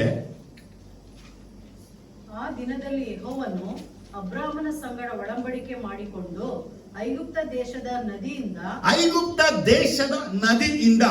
ಯೂಫ್ರೆಟಿಸ್ ಮಹಾನದಿಯವರೆಗೂ ಯೂಫ್ರೆಟಿಸ್ ಮಹಾ ನದಿಯವರೆಗೂ ಈ ದೇಶವನ್ನೆಲ್ಲ ನಿನ್ನ ಸಂತತಿಯವರಿಗೆ ಕೊಟ್ಟಿದ್ದೇನೆ ಅಂದನು. ಈ ಸಂತತಿಗೆ ಕೊಟ್ಟಿದ್ದೇನೆ. ಆದರೆ ಐಗುಪ್ತ ಮೊದಲುಗೊಂಡು ಯೂಫ್ರೆಟಿಸ್ ತನಕ ಯೇಸುವಿನ ರಾಜ್ಯದಲ್ಲಿ ಯಹೂದ್ಯರು ವಾಸಿಸುವರು. ಇವತ್ತೇನಾಗಿದೆ ಯೆರೂಸಲೇಮ್? ಯೆರೂಸಲೇಮ್ ಏನಾಗಿದೆ? ಎರಡು ಭಾಗ ಆಗಿದೆ. ಒಂದು ಇಸ್ಲಾಂದು, ಇನ್ನೊಂದು ಯಹೂದ್ಯರಾಗಿದೆ. ಆದರೆ ಇಸ್ಲಾಂದು ಯಹೂದ್ಯರು ಸ್ವಂತ ಮಾಡ್ಕೊಂಡಿದ್ದಾರೆ. ಆದರೆ ದೇವರ ವಾಕ್ಯಲ್ಲಿ ಏನ್ ಬರೆಯಲ್ಪಡ್ತದೆ ಅಂದ್ರೆ, ಏನು ಬರೆಯುತ್ತಾ ಇದೆ? ಅಬ್ರಾಹ್ಮನೇ, ಐಗುಪ್ತ ದೇಶ ಯೂಫ್ರೆಟಿಸ್ ನದಿ ತನಕ ನಿನ್ನ ಸಂತತಿಗೆ ನಾನು ಕೊಟ್ಟಿದ್ದೇನೆ. ಆದರೆ ಅಬ್ರಾಹ್ಮನಿಗೆ ದೇವರು ಮಾಡಿದ ಆ ವಾಗ್ದಾನ ಸಂಪೂರ್ಣವಾಗಿ ಫುಲ್ಫಿಲ್ ಆಗೋದು ಈ ಭೂಮಿಯಲ್ಲಿ ಯೇಸು ಕ್ರಿಸ್ತನು 1000 ವರ್ಷ ರಾಜ್ಯಭಾರ ಮಾಡುವಾಗ. ಆಮೇಲೆ ಅಲ್ಲೇಲೂಯಾ. ಆಗ ಇಸ್ರಾಯೇಲರು ವಾಸವಾಗುವ ಜಾಗ ಸ್ಥಳ ಅಂದ್ರೆ ಅಬ್ರಾಹ್ಮನಿಗೆ ದೇವರು ಪ್ರಾಮಿಸ್ ಮಾಡಿದ್ದು ನೆರವೇರುತ್ತದೆ. ಯಾಕೆಂದ್ರೆ ಯೇಸು ಸಮುದ್ರದಿಂದ ಸಮುದ್ರ ತನಕ ರಾಜ್ಯವನ್ನ ಮಾಡ್ತಾನೆ, ಅರಣ್ಯದಲ್ಲೂ ರಾಜ್ಯವನ್ನ ಮಾಡ್ತಾನೆ. ಅರಣ್ಯವಾಸಿಗಳದ್ದು ಯಾರು? ಕಾಡಲ್ಲಿ ಇರೋರು. ಇವತ್ತು ಕಾಡಲ್ಲಿರೋರು ಯಾರು ರಾಜರು ಎದುರ್ತಾರೆ? ಅಂಡಮಾನ್ ನಿಕೋಬಾರ್, ಇದು ನಮ್ಮ ದೇಶದ ಯಾವ್ದು ಐಲ್ಯಾಂಡ್ ಸತ್ತೋಗ್ಬಿಟ್ರಲ್ಲ, ಯಾವ ಐಲ್ಯಾಂಡ್ ಅದು? ಮಿಸ್ಟರಿ ಸತ್ತೋದ್ನಲ್ಲಪ್ಪ, ಅದು ಬ್ರದರ್ ಅಲ್ಲೇ ಹೋಗಿದ್ದ ಮಿಸ್ಟರಿ ಸುವಾರ್ತೆ ಸಾರಕ್ಕೆ. ಅಂಡಮಾನೇನಾ? ಅಲ್ಲಿ ಹೋಗಿ ಸುವಾರ್ತೆ ಸಾರಕ್ಕೆ ಆಗ್ಲಿಲ್ಲ.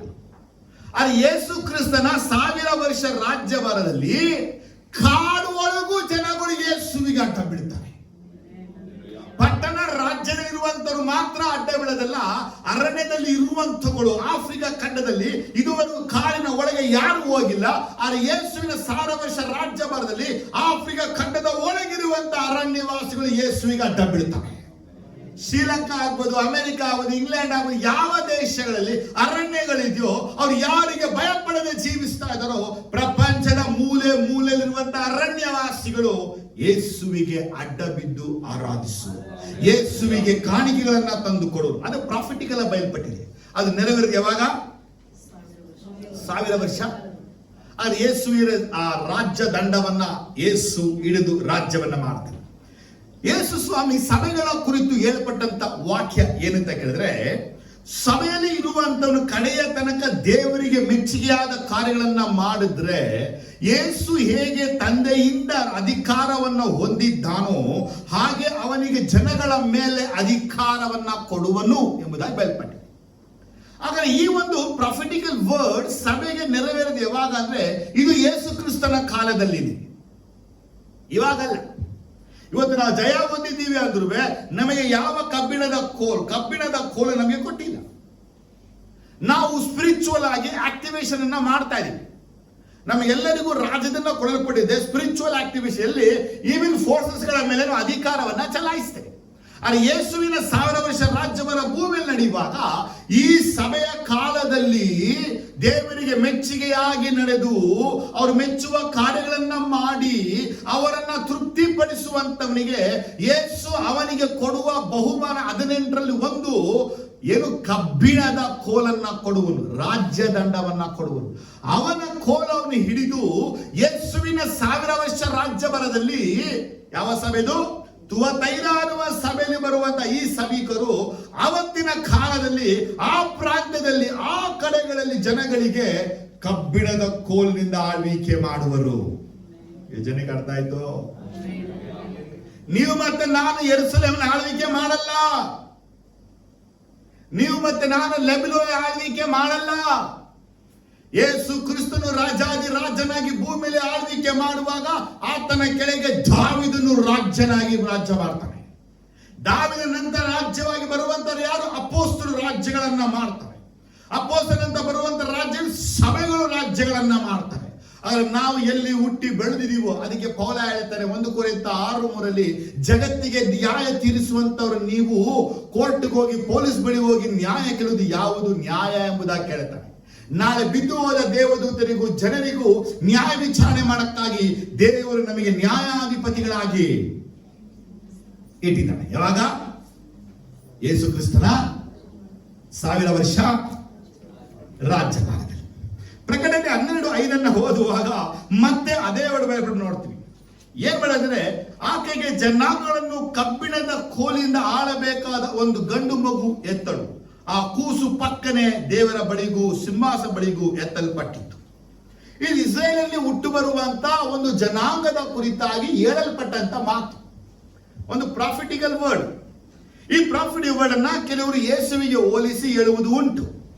ಆದರೆ ಈ ಒಂದು ಅಂತ್ಯ ಕಾಲದಲ್ಲಿ, ಕ್ರಿಸ್ತ ವಿರೋಧಿಯ ಕಾಲದಲ್ಲಿ 1,44,000 ಜನರು ಇಸ್ರೇಲರ 12 ಕುಲಗಳಲ್ಲಿ ಬರುವಂತ 12,000 ಅವ್ರಿಗೆ ಒಟ್ಟಾರೆ ಸೇಳುವುದು ಒಂದು ಗಂಡು ಮಗು ಎಂಬುದಾಗಿ ಇವರೆಲ್ಲರಿಗೂ ರಾಜ್ಯದಂಡ ಕೊಡಲ್ಪಟ್ಟಿರುತ್ತದೆ.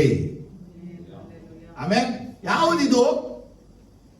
ಕಬ್ಬಿಣದ ರಾಜ್ಯದಂಡ. ಹೆಚ್ಚಿನಕ್ಕೆ ಅರ್ಥ ಆಗ್ತಾ ಇದೆ? ಆಮೇಲೆ ಪ್ರಕಟಣೆ 19:15 ಬರುವಾಗ,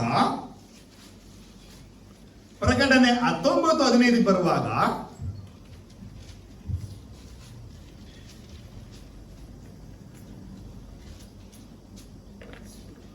ಜನಾಂಗಗಳನ್ನು ಹೊಡೆಯುವುದಕ್ಕಾಗಿ ಹದವಾದ ಕತ್ತಿಯು ಆತನ ಬಾಯಿಂದ ಬರುತ್ತದೆ. ಆತನು ಅವರನ್ನು ಕಬ್ಬಿಣದ ಕೋಲಿನಿಂದ ಆಳುವನು.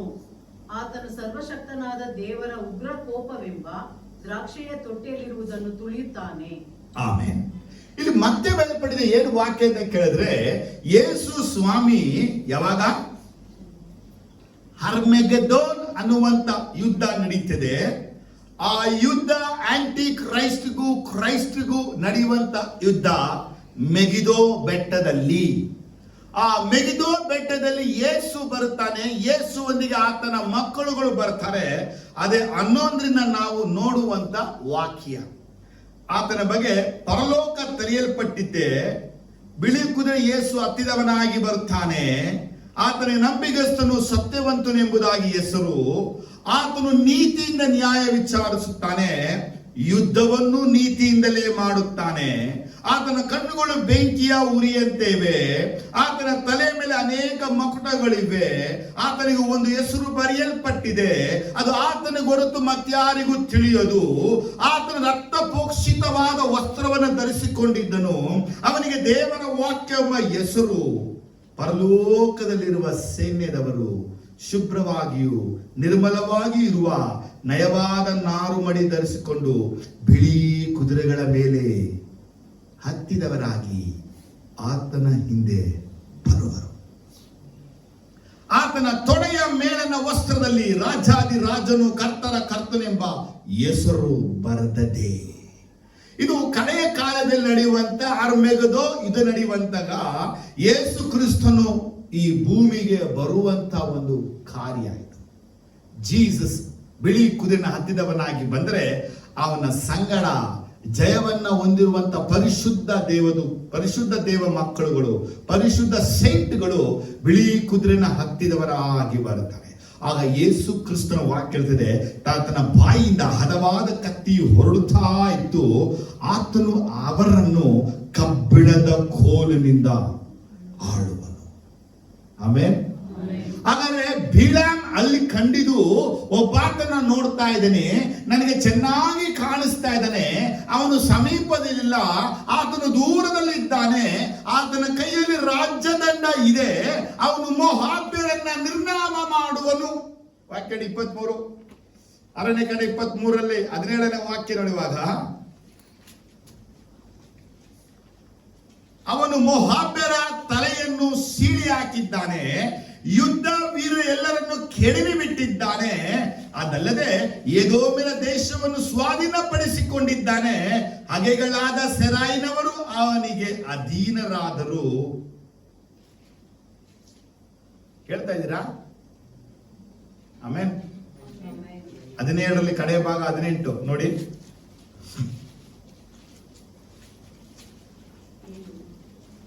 ಅರಣ್ಯಕಾಂಡ 24 ಇದೀವಿ.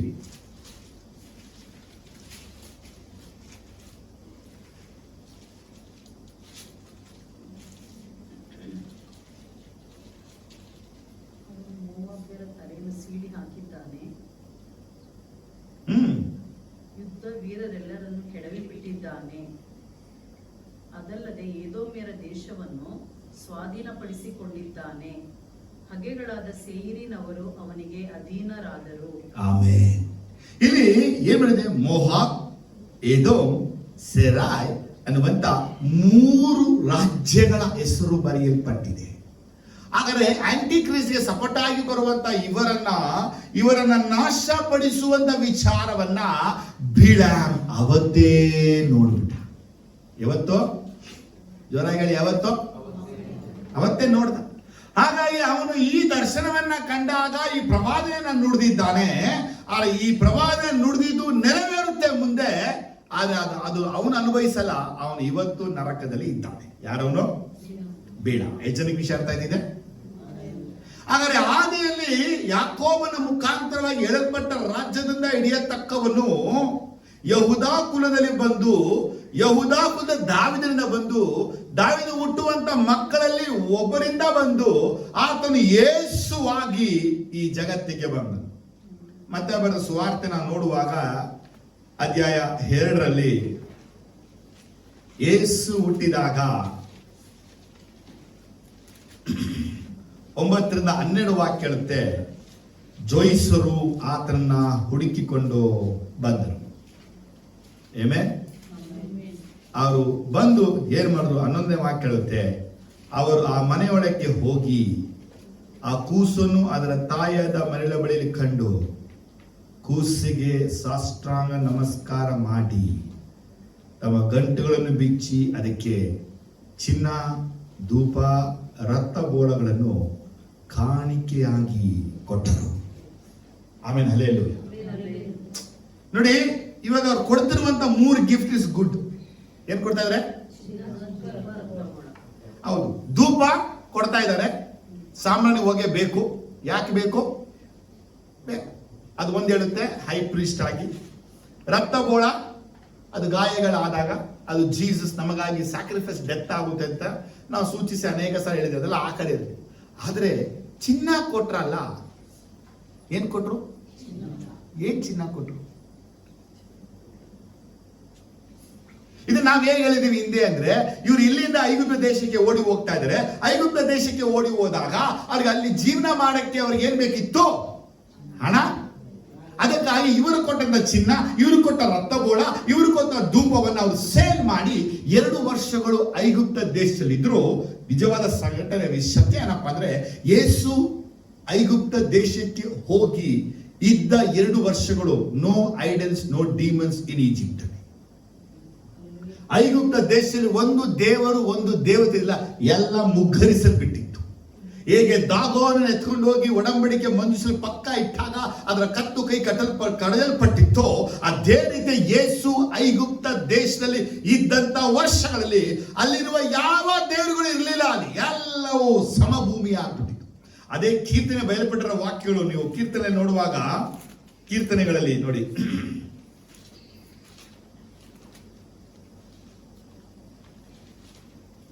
97ನೇ ಕೀರ್ತನೆ 7ನೇ ವಾಕ್ಯ ಹೇಳುತ್ತೆ, ವಿಗ್ರಹಗಳಲ್ಲಿ ಇಗ್ಗುವ ಮೂರ್ತಿ ಪೂಜಕರೆಲ್ಲ ತಲೆ ಬೊಗ್ಗಿಸಲಿ, ದೇವರುಗಳಿರ ನೀವೆಲ್ಲರೂ ಆತನಿಗೆ ಅಡ್ಡ ಬಿಡಿರಿ. ವಾಕ್ಯ ನೋಡಿದ್ರ? ಕೀರ್ತನೆ 97:7 ವಿಗ್ರಹಗಳಲ್ಲಿ ಹಿಗ್ಗುವ ಪೂಜಕರೆಲ್ಲ ತಲೆ ಬೊಗ್ಗಿಸಲಿ, ದೇವರುಗಳಿರ ನೀವೆಲ್ಲರೂ ಆತನಿಗೆ ಅಡ್ಡ ಬಿಡಿರಿ. ಆಮೇಲೆ ಹಾಗಾದ್ರೆ ಇದು ಯಾವಾಗ ನೆರವೇರ್ತು? ಇದು ಎಲ್ಲ ನೆರವೇರ್ತು. ಕೀರ್ತನೆ ಓದುವಾಗಲ ದೇವರುಗಳೆಲ್ಲ ಅವ್ರಿಗೆ ಅಡ್ಡ ಬಿಡಲಿ, ಆತನಿಗೆ ಅಡ್ಡ ಬಿಡಿದು ಬಯಲ್ಪಡಿದೆ ಕೀರ್ತನೆಗಳಲ್ಲಿ. ನಾವು ಒಂದು ತೋರಿಸ್ತೇವೆ. ಆದ್ರೆ ಈ ದೇವರುಗಳೆಲ್ಲ ಯೇಸುವಿಗೆ ಯಾವಾಗ ಅಡ್ಡ ಬೀಳಿತ್ತು ಅಂತ ಕೇಳುವಾಗ, ನಂಬರ್ 1, ಯೇಸು ಕ್ರಿಸ್ತನು ಐಗುಪ್ತ ದೇಶದಲ್ಲಿದ್ದಾಗ ಐಗುಪ್ತರ ಎಲ್ಲಾ ದೇವರುಗಳು ಯೇಸುವಿಗೆ ಅಡ್ಡ ಬಿದ್ದು.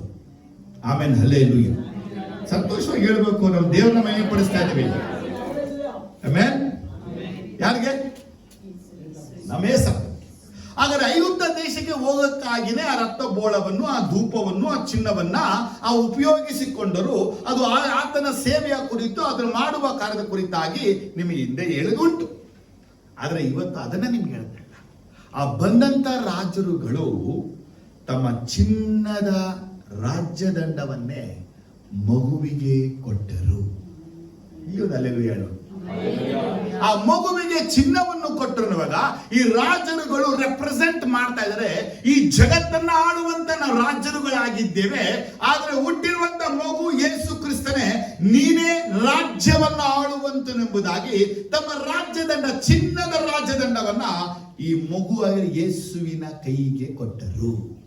ಆಗಲೇ ಮರಿಯಳಿಗೆ ಅರ್ಥ ಆಗೋದು, ದಾವೀದನ ರಾಜ್ಯವನ್ನ ಕೊಡುವೆನೆಂಬುದಾಗಿ ದೇವರು ವಾಗ್ದಾನ ಮಾಡೋದಲ್ಲ, ಅದೇ ಈ ಮಗು ಈ ವಾಗ್ದಾನ ನೆರವೇರಿದೆ. ಕರ್ತನ ಮೈ ಮೇಲೆ ಚೆನ್ನಾಗಿ ಹೇಳಿ. ಸುಮ್ಮನೆ ಜೋಯಿಸರು ಬಂದರು, ಆ ವಿಚಾರ ಚೆನ್ನಾಗಿದೆ. ಆದ್ರೆ ಜೋಯಿಸರು ಕೊಡುವ ಚಿನ್ನ ಒಂದೊಂದು ಚಿನ್ನವಲ್ಲ, ಅವರು ಚಿನ್ನದ ರಾಜ್ಯದಂಡವನ್ನ ಕೊಟ್ಟರು. ಯೇಸುವಿಗೆ ಅಡ್ಡ ಬಿದ್ದು ಹೇಳ್ತಾ ಇದ್ದಾರೆ, ನಾವು ನಮ್ಮ ದೇಶಗಳಿಗೆ ರಾಜ್ಯರು, ನಮ್ಮ ಜನರಿಗೆ ರಾಜ್ಯರು, ನಮ್ಮ ಕುಟುಂಬಗಳಿಗೆ ರಾಜ್ಯರು, ನಮ್ಮ ಪ್ರಾಂತ್ಯಗಳಿಗೆ ರಾಜ್ಯರು, ನಾವಿಳಿದ ಸೆರೆ ಅಂತವರಿಗೆ ರಾಜ್ಯರು. ಆದ್ರೆ ಹುಟ್ಟಿರುವಂತ ಪರಿಶುದ್ಧ ಮಗುವೆ, ಯಹೂದ ಕುಳಿ ಹುಟ್ಟಿದವನೇ, ಈ ರಾಜ್ಯದಂಡ ಹಿಡಿಯತಕ್ಕವನೇ ನೀನೇ. ಏನೇ, ನೀನೇ ರಾಜದಂಡವನ್ನ ಹಿಡಿಯತಕ್ಕವನು ಎಂಬುದಾಗಿ ಎಲ್ಲ 3 ಜನರು ಅಡ್ಡ ಬಿದ್ದು ಯೇಸುವಿನ ಕೈಗಳಿಗೆ ಕೊಟ್ಟರು. ಏನ ಕೊಟ್ಟರು? ಚಿನ್ನದ ರಾಜ್ಯದಂಡವನ್ನ ಕೊಟ್ಟರು. ಈಗ ಸ್ವಲ್ಪ ನೀವು ಅರ್ಥ ಮಾಡ್ಕೋಬೇಕು. ಯೇಸು ಹುಟ್ಟಿದಾಗಲೇ ಏನೇ, ಆತನಿಗೆ ರಾಜ್ಯದಂಡವು ಕೊಡಲ್ಪಟ್ಟಿತು. ಸ್ತೋತ್ರ ಬರಲಿ. ಒಂದು ದೇವರಿಗೆ ಮಹಿಮೆ ಬರಲಿ, ಸ್ತೋತ್ರ ಬರಲಿ, ಸ್ತೋತ್ರ ಬರಲಿ. ಏಸಪ್ಪನಿಗೆ ಸ್ತೋತ್ರ ಬರಲಿ, ಏಸಪ್ಪನಿಗೆ ಚೆನ್ನಾಗಿ ಸ್ತೋತ್ರ ಬರಲಿ. ಸ್ತೋತ್ರ ಏಸಪ್ಪನಿಗೆ, ಸ್ತೋತ್ರ ಏಸಪ್ಪನಿಗೆ.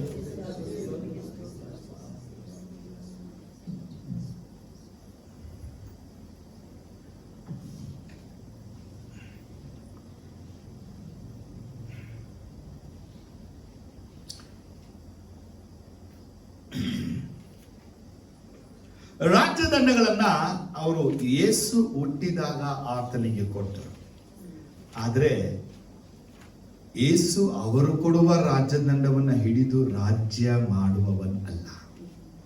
ಯೇಸು ಅವರು ಕೊಟ್ಟ ರಾಜ್ಯದಂಡದಿಂದ ಯೇಸು ರಾಜ್ಯ ಮಾಡಲಿಲ್ಲ. ಅರ್ಥ ಆಯ್ತಲ್ಲ? ಯಾಕೆ? ಮನುಷ್ಯರುಗಳು ತಾವು ಆತನಿಗೆ ಸಬ್ಮಿಟ್ ಆಗಿದ್ದೀವಿ, ಅರ್ಪಣೆ ಆಗಿದ್ದೀವಿ, ಒಪ್ಪಿಸಿ ಕೊಟ್ಟಿದ್ದೀವಿ ಅನ್ನಕ್ಕೆ ಸೂಚನೆಯಾಗಿ ಆ ಕೋಲುಗಳನ್ನ ಅವರಿಗೆ ಕೊಟ್ಟರು. ಆ ಕೋಲುಗಳು ಆತನಿಗೆ ಒಪ್ಪಿಸಿದು ಹೇಳುತ್ತದೆ. 3 ರಾಜ್ಯಗಳು ಹೇಳುತ್ತಿದ್ರೆ, ಜಗತ್ತು ನಿನಗೆ ಶರಣಾಗಿದೆ, ಜಗತ್ತು ನಿನಗೆ ಶರಣಾಗಿದೆ ಎಂಬುದಾಗಿ ಹೇಳಿದರು. ಆದರೆ ಕೀರ್ತನೆ 45ರಲ್ಲಿ ಯೇಸುವಿನ ಕುರಿತು ಹೇಳಲ್ಪಟ್ಟ ಪ್ರಾಫಿಟಿಕಲ್ ವರ್ಡ್ ಹೀಬ್ರಿಯ 1ನೇ ಚಾಪ್ಟರ್ಲಿ ಫುಲ್ಫಿಲ್ ಆಗಿರೋದನ್ನ ನಾವು ಕಾಣ್ತೀವಿ. ಕೀರ್ತನೆ 45ಕ್ಕೆ ನಾವು ತಿರುಗಿಸುವಾಗ, ಎಲ್ಲಾ ಮನುಷ್ಯರಿಗಿಂತ ಅತಿ ಸುಂದರವಾದವನೇ ಯೇಸು ಕ್ರಿಸ್ತ. ಆತನು ಮಹಿಮೆ ಪ್ರಭಾವನ ಧರಿಸಿಕೊಂಡಿದ್ದಾನೆ. ಆತನು ಸೊಂಟಕ್ಕೆ ಕತ್ತಿಯನ್ನ ಕಟ್ಟಿದ್ದಾನೆ. ಸತ್ಯತೆ, ದೈನ್ಯ, ನೀತಿನ ಸ್ಥಾಪಿಸುವನಾಗಿ ಆಡಂಬರದಿಂದ ವಾಹನರೂಢನಾಗಿ ಜೋಸುರನ್ನೇ ಹೊರಡನವಾಗಲಿ. ಆಮೇಲೆ 6ನೇ ವಾಕ್ಯದಲ್ಲಿ, ದೇವರೇ, ನಿನ್ನ ಸಿಂಹಾಸನವು ಯುಗಾಂತರಗಳಲ್ಲಿ ಇರುವುದು, ನಿನ್ನ ರಾಜ್ಯದಂಡವು ನ್ಯಾಯಸ್ಥಾಪಕವಾದದ್ದೇ. ನೀ ಧರ್ಮವನ್ನು ಪ್ರೀತಿಸಿದಿ, ಅಧರ್ಮವನ್ನು ದ್ವೇಷಿಸಿದಿ. ಆದುದರಿಂದ ದೇವರು ನಿನ್ನ ದೇವರೇ ನಿನ್ನನ್ನು ನಿನ್ನ ಜೊತೆಗಾರಿಯಿಂದ ಉನ್ನತ ಸ್ಥಾನಕ್ಕೆ ಏರಿಸಿ ಪರಮಾನಂದದಿಂದ ಅಭಿಷೇಕಿಸಿದ್ದಾನೆ. ಇಲ್ಲಿ 6, 7 ಈ 3 ವಾಕ್ಯ ಓದುವಾಗ 3 ವಿಚಾರ ಬಯಲ್ಪಟ್ಟಿದೆ. ಒಂದು, ದೇವರು ತನ್ನ ಸಿಂಹಾಸನವನ್ನ ಯೇಸುವಿಗೆ ಕೊಟ್ಟಿದ್ದಾನೆ. 2, ದೇವರು ತನ್ನ ರಾಜ್ಯದಂಡವನ್ನ ಯೇಸುವಿಗೆ ಕೊಟ್ಟಿದ್ದಾನೆ. 3, ದೇವರು ಯೇಸು ಕ್ರಿಸ್ತನಿಗೆ ಪರಮಾನಂದ ತಲೆಯಿಂದ ಅಭಿಷೇಕವನ್ನ ಮಾಡಿದ್ದಾನೆ. ಸ್ತೋತ್ರ ಬರಲಿಲ್ಲ. ಏನ್ ಕೊಟ್ಟರು? ದೇವರೇ ಕೊಟ್ಟರು. ಯಾರಿಗೆ? ಯೇಸುವಿಗೆ ಕೊಟ್ಟರು. ಇದೇ ಪ್ರವಾದನೆ ವಾಕ್ಯವನ್ನ ಹೀಬ್ರಿಯ 1ನೇ ಚಾಪ್ಟರ್ ಓದುವಾಗ ಹೀಬ್ರಿಯ ಬರಹಗಾರರ ಕ್ಲೀನ್ ಕನ್ಕ್ಲೂಷನ್ ಮಾಡ್ತಾ ಇದ್ದಾನೆ, ಅದು ಕ್ರಿಸ್ತನಲ್ಲಿ ನೆರವೇರಿದೆ ಎಂಬುದಾಗಿ. ಹೀಬ್ರಿ ಚಾಪ್ಟರ್ 1 ನಲ್ಲಿ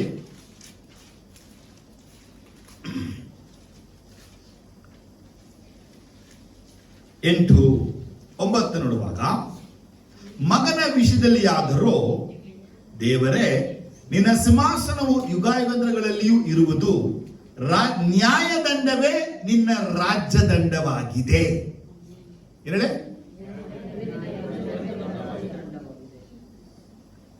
ವರ್ಡ್ ಅಲ್ಲಿ ಸ್ವಲ್ಪ ಇಲ್ಲಿ ಸ್ವಲ್ಪ ಚೇಂಜ್ ಇದೆ. ನೀ ಧರ್ಮವನ್ನು ಪ್ರೀತಿಸ್ತಿ, ಆದ್ರಿಂದ ದೇವರು ನಿನ್ನ ದೇವರೇ ನಿನ್ನನ್ನು ನಿನ್ನ ಜೊತೆಗಾರಿಗಿಂತ ಉನ್ನತ ಸ್ಥಾನಕ್ಕೆ ಏರಿಸಿ ಪರಮಾನಂದದಿಂದ ಅಭಿಷೇಕಿಸಿದ್ದಾನೆ.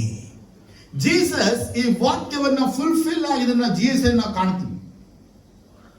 ಒಂದೇನ ಕಾಣ್ತೀವಿ ಅಂದ್ರೆ, ಯೇಸು ಕ್ರಿಸ್ತನು ಲೋಕವನ್ನ ಜಯಿಸಿದ. ಅದೇ ನಾನು ಹೇಳ್ತಾನೆ ಲವೋದಿಕದಲ್ಲಿ, ನಾನು ಜಯವನ್ನ ಹೊಂದಿ ತಂದೆಯ ಬಲಪಾಲು ಕುಳಿತುಕೊಂಡಿರೋ ಹಾಗೆ ನಿಮ್ಮಲ್ಲಿ ಜಯ ಹೊಂದುವಂತವನು ನನ್ನ ಬಲಗಳಲ್ಲಿ ಕುಳಿತುಕೊಳ್ಳುವನು. ಯೇಸು ಕ್ರಿಸ್ತನು ದೇವರಿಂದ ಸಿಂಹಾಸನ ಹೊಂದಿಕೊಂಡಿದ್ದಾನೆ, ಆತ ತನ್ನ ಸಿಂಹಾಸನ ನಮಗೂ ಕೊಡ್ತಾನೆ. ಎರಡು, ಯೇಸು ಕ್ರಿಸ್ತು ದೇವರಿಂದ ರಾಜ್ಯದಂಡ ನ್ಯಾಯದಂಡವನ್ನು ಹೊಂದಿದ್ದಾನೆ, ನಮಗೂ ರಾಜ್ಯದಂಡ ನ್ಯಾಯದಂಡ ಕೊಟ್ಟಿದ್ದಾನೆ, ನಮಗೂ ರಾಜ್ಯದಂಡ ಕೊಡಲ್ಪಟ್ಟಿದೆ.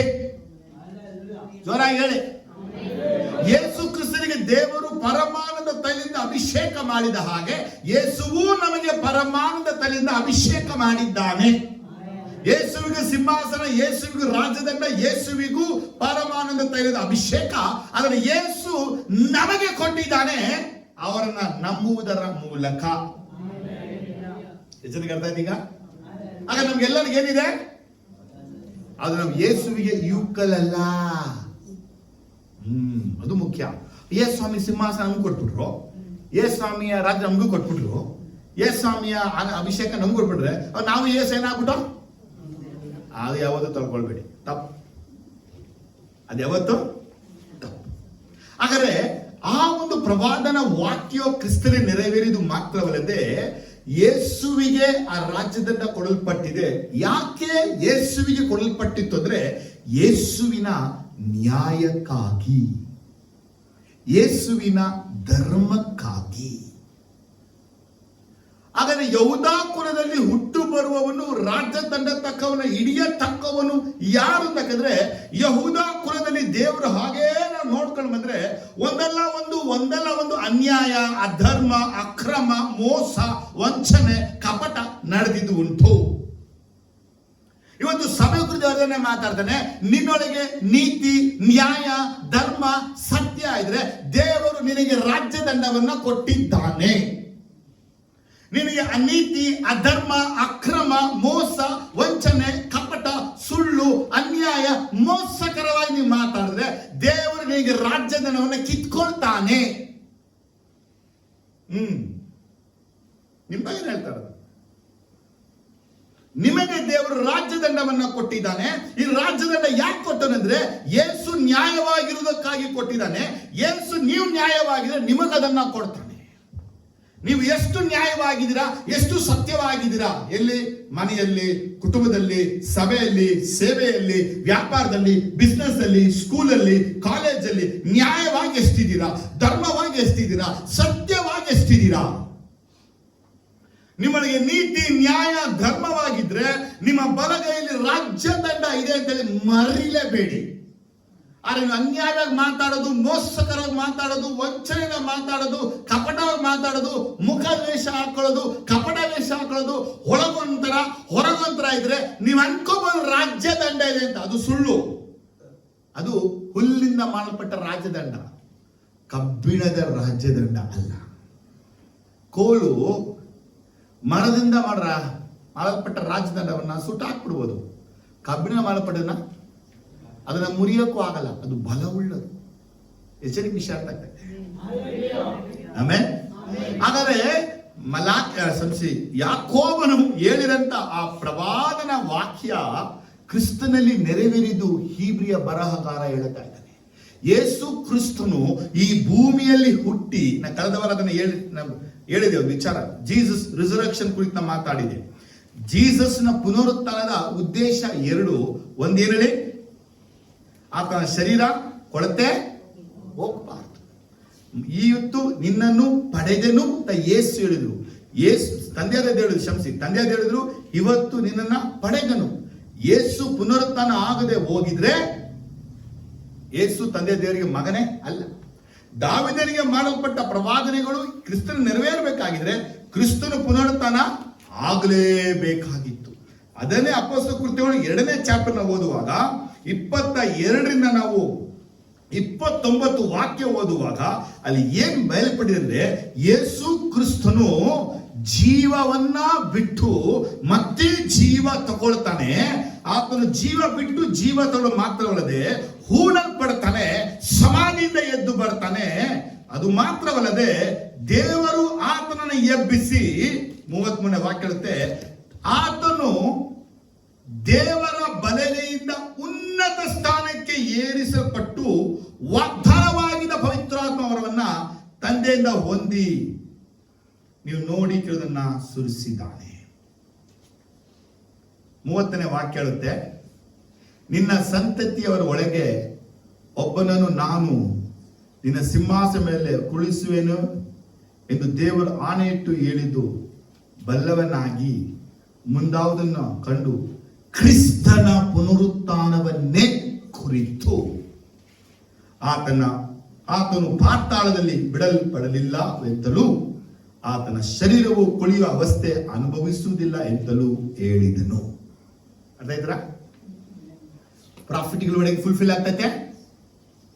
ದಾವೀದನ ಸಿಂಹಾಸನದಲ್ಲಿ ಯೇಸು ಕ್ರಿಸ್ತನು ಕೂತ್ಕೊಳ್ಬೇಕು ಅಂದ್ರೆ ಯೇಸು ಕ್ರಿಸ್ತನು ಮರಣವನ್ನ ಹೊಂದಿ ಪುನರುತ್ಥಾನ ಆಗಲೇಬೇಕು.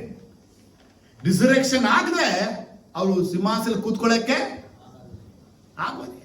ಹಾಗಾದ್ರೆ ಯೇಸು ಪುನರುತ್ಥಾನ ಆಗಿದ್ದಾನೆ ಅಂದ್ರೆ ಆ ದಾವೀದನ ಸಿಂಹಾಸನ ಕುಳಿತುಕೊಳ್ಳಕ್ಕೆ ಆತನ ಸಿದ್ಧ ಆದ.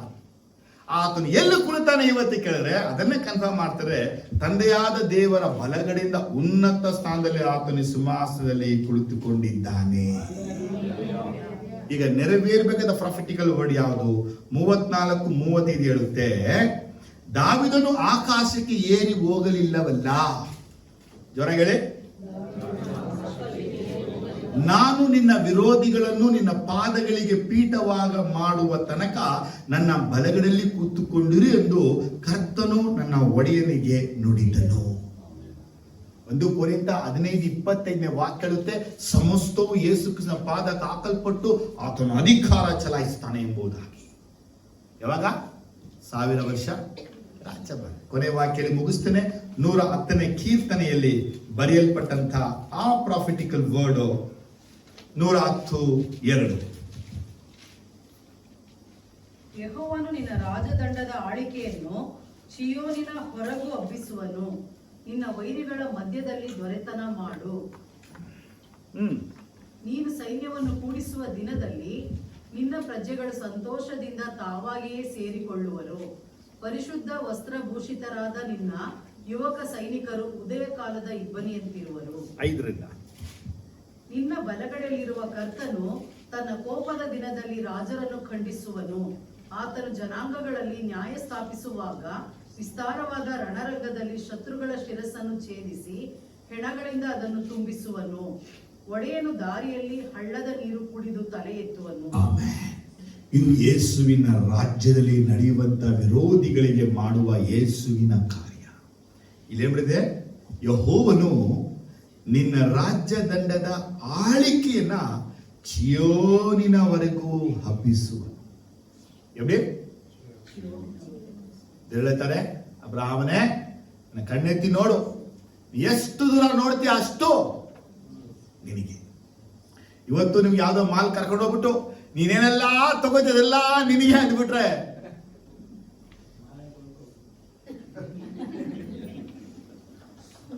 ನಿನ್ ಕೈಯಲ್ಲಿ ಏನ್ ತಗೊಂಬೋದು ಅದು ತಗೊಂಬನ್ನಿ ಅನ್ನೋದಷ್ಟೇ. ನಾವು ಸಾರೇನೆ 2,000 ರೂಪಾಯಿ ಟಿಕೆಟ್ ಇಟ್ಬಿಟ್ಟು ಕೈ ಇಟ್ಕೊಂಬನ್ನಿ ಅಂದ್ಬಿಟ್ಟು ಬರೀ 100 ರೂಪಾಯಿ ಇಟ್ಬಿಡ್ತೀವಿ. ಸ್ತೋತ್ರ ಹಲ್ಲೆಲೂಯಾ. Word says. ಇದು ನಿಮ್ಗೆ ಸ್ಪಿರಿಚುವಲ್ ಆದ ವಿಚಾರವನ್ನು ಹೇಳಿ ಮುಗಿಸ್ತೇನೆ. ಈಗ ಯೇಸು ಕ್ರಿಸ್ತನಿಗೆ ರಾಜ್ಯದಂಡ ಕೊಡಲ್ಪಟ್ಟಿದೆ, ಹೌದಾ ಇಲ್ವಾ? ಯಾವ ಕೊಡಲ್ಪಟ್ಟಿತ್ತು? ಆತನು ಪುನರುತ್ಥಾನ ಆದ್ಮೇಲೆ. ಯೇಸು ಪುನರುತ್ಥಾನ ಆದ್ಮೇಲೆ ಈಗ ಹೇಳಲ್ಪಟ್ಟಂತ ಪ್ರವಾದನೆ ವಾಕ್ಯ 50% ಫುಲ್ಫಿಲ್ ಆಗಿದೆ. ಆತನು ಮತ್ತೆ ಭೂಮಿಯಲ್ಲಿ ಬಂದು ರಾಜ್ಯಭಾರ ಮಾಡುವಾಗ ಯಾಕೋಬ ಹೇಳಿದ ಪ್ರವಾದನೆ ವಾಕ್ಯ ಸಂಪೂರ್ಣವಾಗಿ ನೆರವೇರುತ್ತೆ. ಆಮೇನ್. ಆದ್ರೆ ದೇವರು ನಮ್ಗೆ ಏನ್ ಮಾಡೋಣ, ಯೇಸು ಸ್ವಾಮಿ ಪುನರುತ್ಥಾನ ಆದ್ಮೇಲೆ ತಾನು ನಮಗೆ ಸಿಂಹಾಸನವನ್ನು ಕೊಟ್ಟಿಲ್ವಾ? ಎಫೆಸ 2:6 ಸಿಂಹಾಸನವನ್ನು ಕೊಟ್ಟು ರಾಜ್ಯದಂಡವನ್ನು ನಮಗೆ ಕೊಟ್ಟು ಪರಮಾನಂದ ಅಭಿಷೇಕವನ್ನು ನಮಗೆ ಕೊಟ್ಟಿದ್ದಾನೆ. ಇವತ್ತು ನಮ್ಮ ಮೇಲೆ ಏನಿದೆ, ನಮಗೆ ಸಿಂಹಾಸನ ಕೊಡಲ್ಪಟ್ಟಿದೆ, ನಮಗೆ ಕಿರೀಟ ಕೊಡಲ್ಪಟ್ಟಿದೆ, ರಾಜದಂಡ ಕೊಡಲ್ಪಟ್ಟಿದೆ, ನಮಗೆ ಅಭಿಷೇಕವೂ ಕೊಡಲ್ಪಟ್ಟಿದೆ. ಆದರೆ ದೇವರ ಮಕ್ಕಳಾದ ಕೈಗಳಲ್ಲಿ ರಾಜ್ಯದಂಡ ಇದೆಯಾ? ನಿನ್ನ ವೈರಿಗಳ ಮಧ್ಯದಲ್ಲಿ ದೊರೆತನ ಮಾಡು, ನಿನ್ನ ವೈರಿಗಳ ಮಧ್ಯದಲ್ಲಿ ದೊರೆತನ ಮಾಡು, ನಿನ್ನ ವೈರಿಗಳ ಮಧ್ಯದಲ್ಲಿ ದೊರೆತನ ಮಾಡು. ಯಾಕೆ ಹೇಳ್ತಲ್ಲ, ರಿಪೀಟ್ ಮಾಡಿ. ಏನು ಕೊಡಲ್ಪಡಿ ನಿಮಗೆ? ರಾಜ್ಯದಂಡ. ನಿಮಗೆ ವೈರಿ ಯಾರು? ಸೈತಾನ.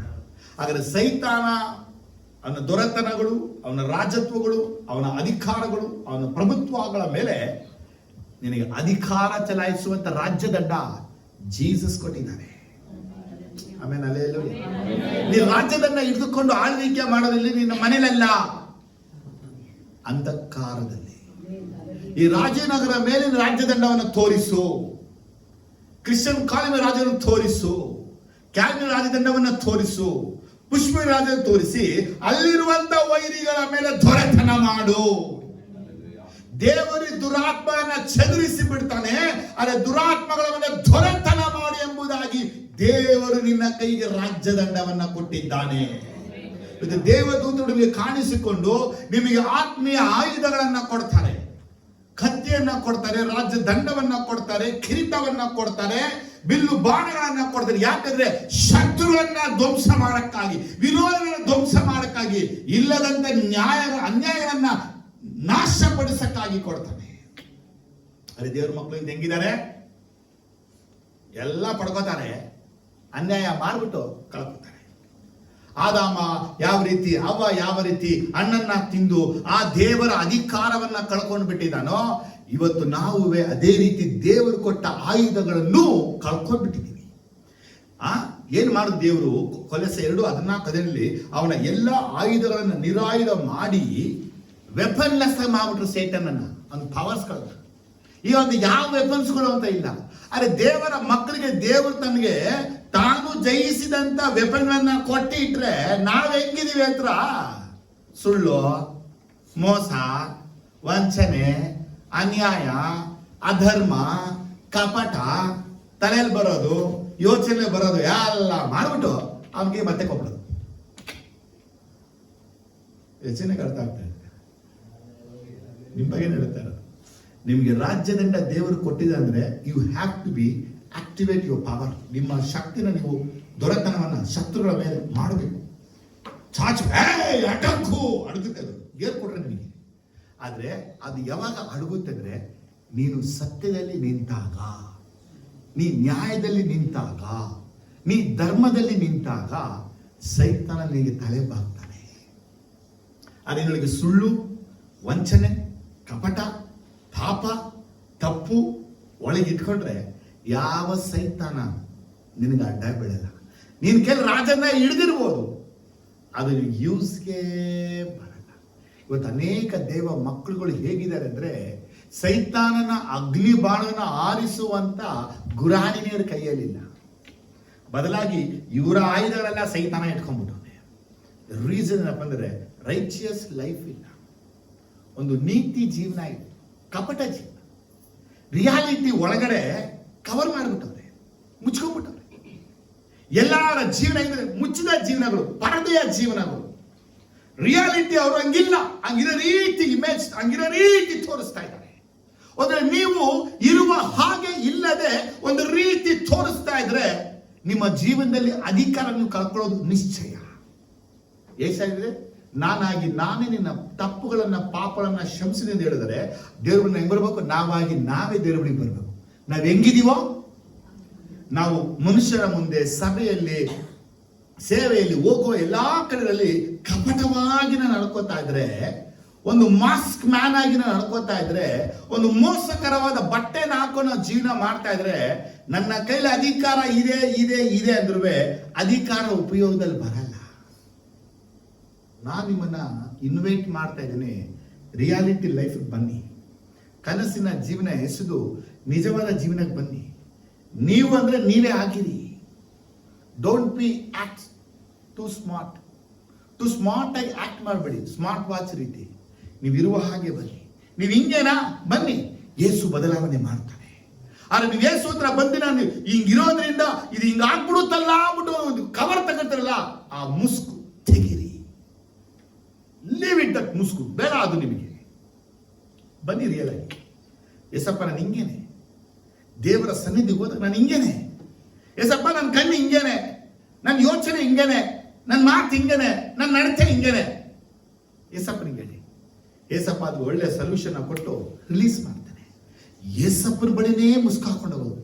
ನಾನೆಷ್ಟು ಪರಿಶುದ್ಧ ಗೊತ್ತಾ, ನಾನೆಷ್ಟು ನೀತಿವಂತ ಗೊತ್ತಾ, ನಾನೆಷ್ಟು ಒಳ್ಳೆಯವನು ಗೊತ್ತಾ ಅಂದ್ರೆ, ಯೇಸಪ್ಪ ಭೂಮಿಲಿದ್ದವರು ದೇವರೊಬ್ಬನೇ ಒಳ್ಳೆಯವನು ಕರಿಯಪ್ಪ ಅಂದ್ರು. ನಾವು ಯಾವ ಮೂಲೆ ಕರ್ಕೊಂಡು ನಾವು ಒಳ್ಳೆಯವನು ಕಳೆದು ನಲೆಯ ಬರಲಿ. ನಾನು ನಿಮಗೆ ಲಾಸ್ಟ್ ಕಾಲಿಂಗ್ ಕೊಡ್ತಾ ಇದ್ದೀನಿ. ಈ ರಾಜ್ಯದಂಡ ನಮ್ಮ ಸಭೆಗೆ ಕೊಡಲ್ಪಟ್ಟಿದೆ, ಸಭೆಯಲ್ಲಿರುವಂತ ಅನೇಕರಿಗೆ ಕೊಡಲ್ಪಟ್ಟಿದೆ. ಯಾಕಂದ್ರೆ ಈ ಅಂಧಕಾರದಂತ ವೈರಿಗಳ ಮೇಲೆ, ದೆವ್ವಗಳ ಮೇಲೆ ದೊರೆತನ ಮಾಡಕ್ಕೆ ನೀವು ತೋರಿಸುವಾಗ ಅದು ಭಯ ಪಡಲೇಬೇಕು. ಅದು ನಿಮಗೆ ಭಯ ಪಡೋದ್ರೆ ಅದು ಯೇಸುವಿನ ರಾಜ್ಯದಂಡ, ಅದು ಭಯ ಪಡಲೇಬೇಕು. ಆ ರಾಜ್ಯದಂಡ ಆಕ್ಟಿವೇಶನ್ ಬರಬೇಕಂದ್ರೆ ಸ್ಕೂಲಲ್ಲೂ, ಆಫೀಸಲ್ಲೂ, ಮನೆಯಲ್ಲೂ, ಸಭೆಯಲ್ಲೂ ನೀವಾಗೇ ಇರಬೇಕು.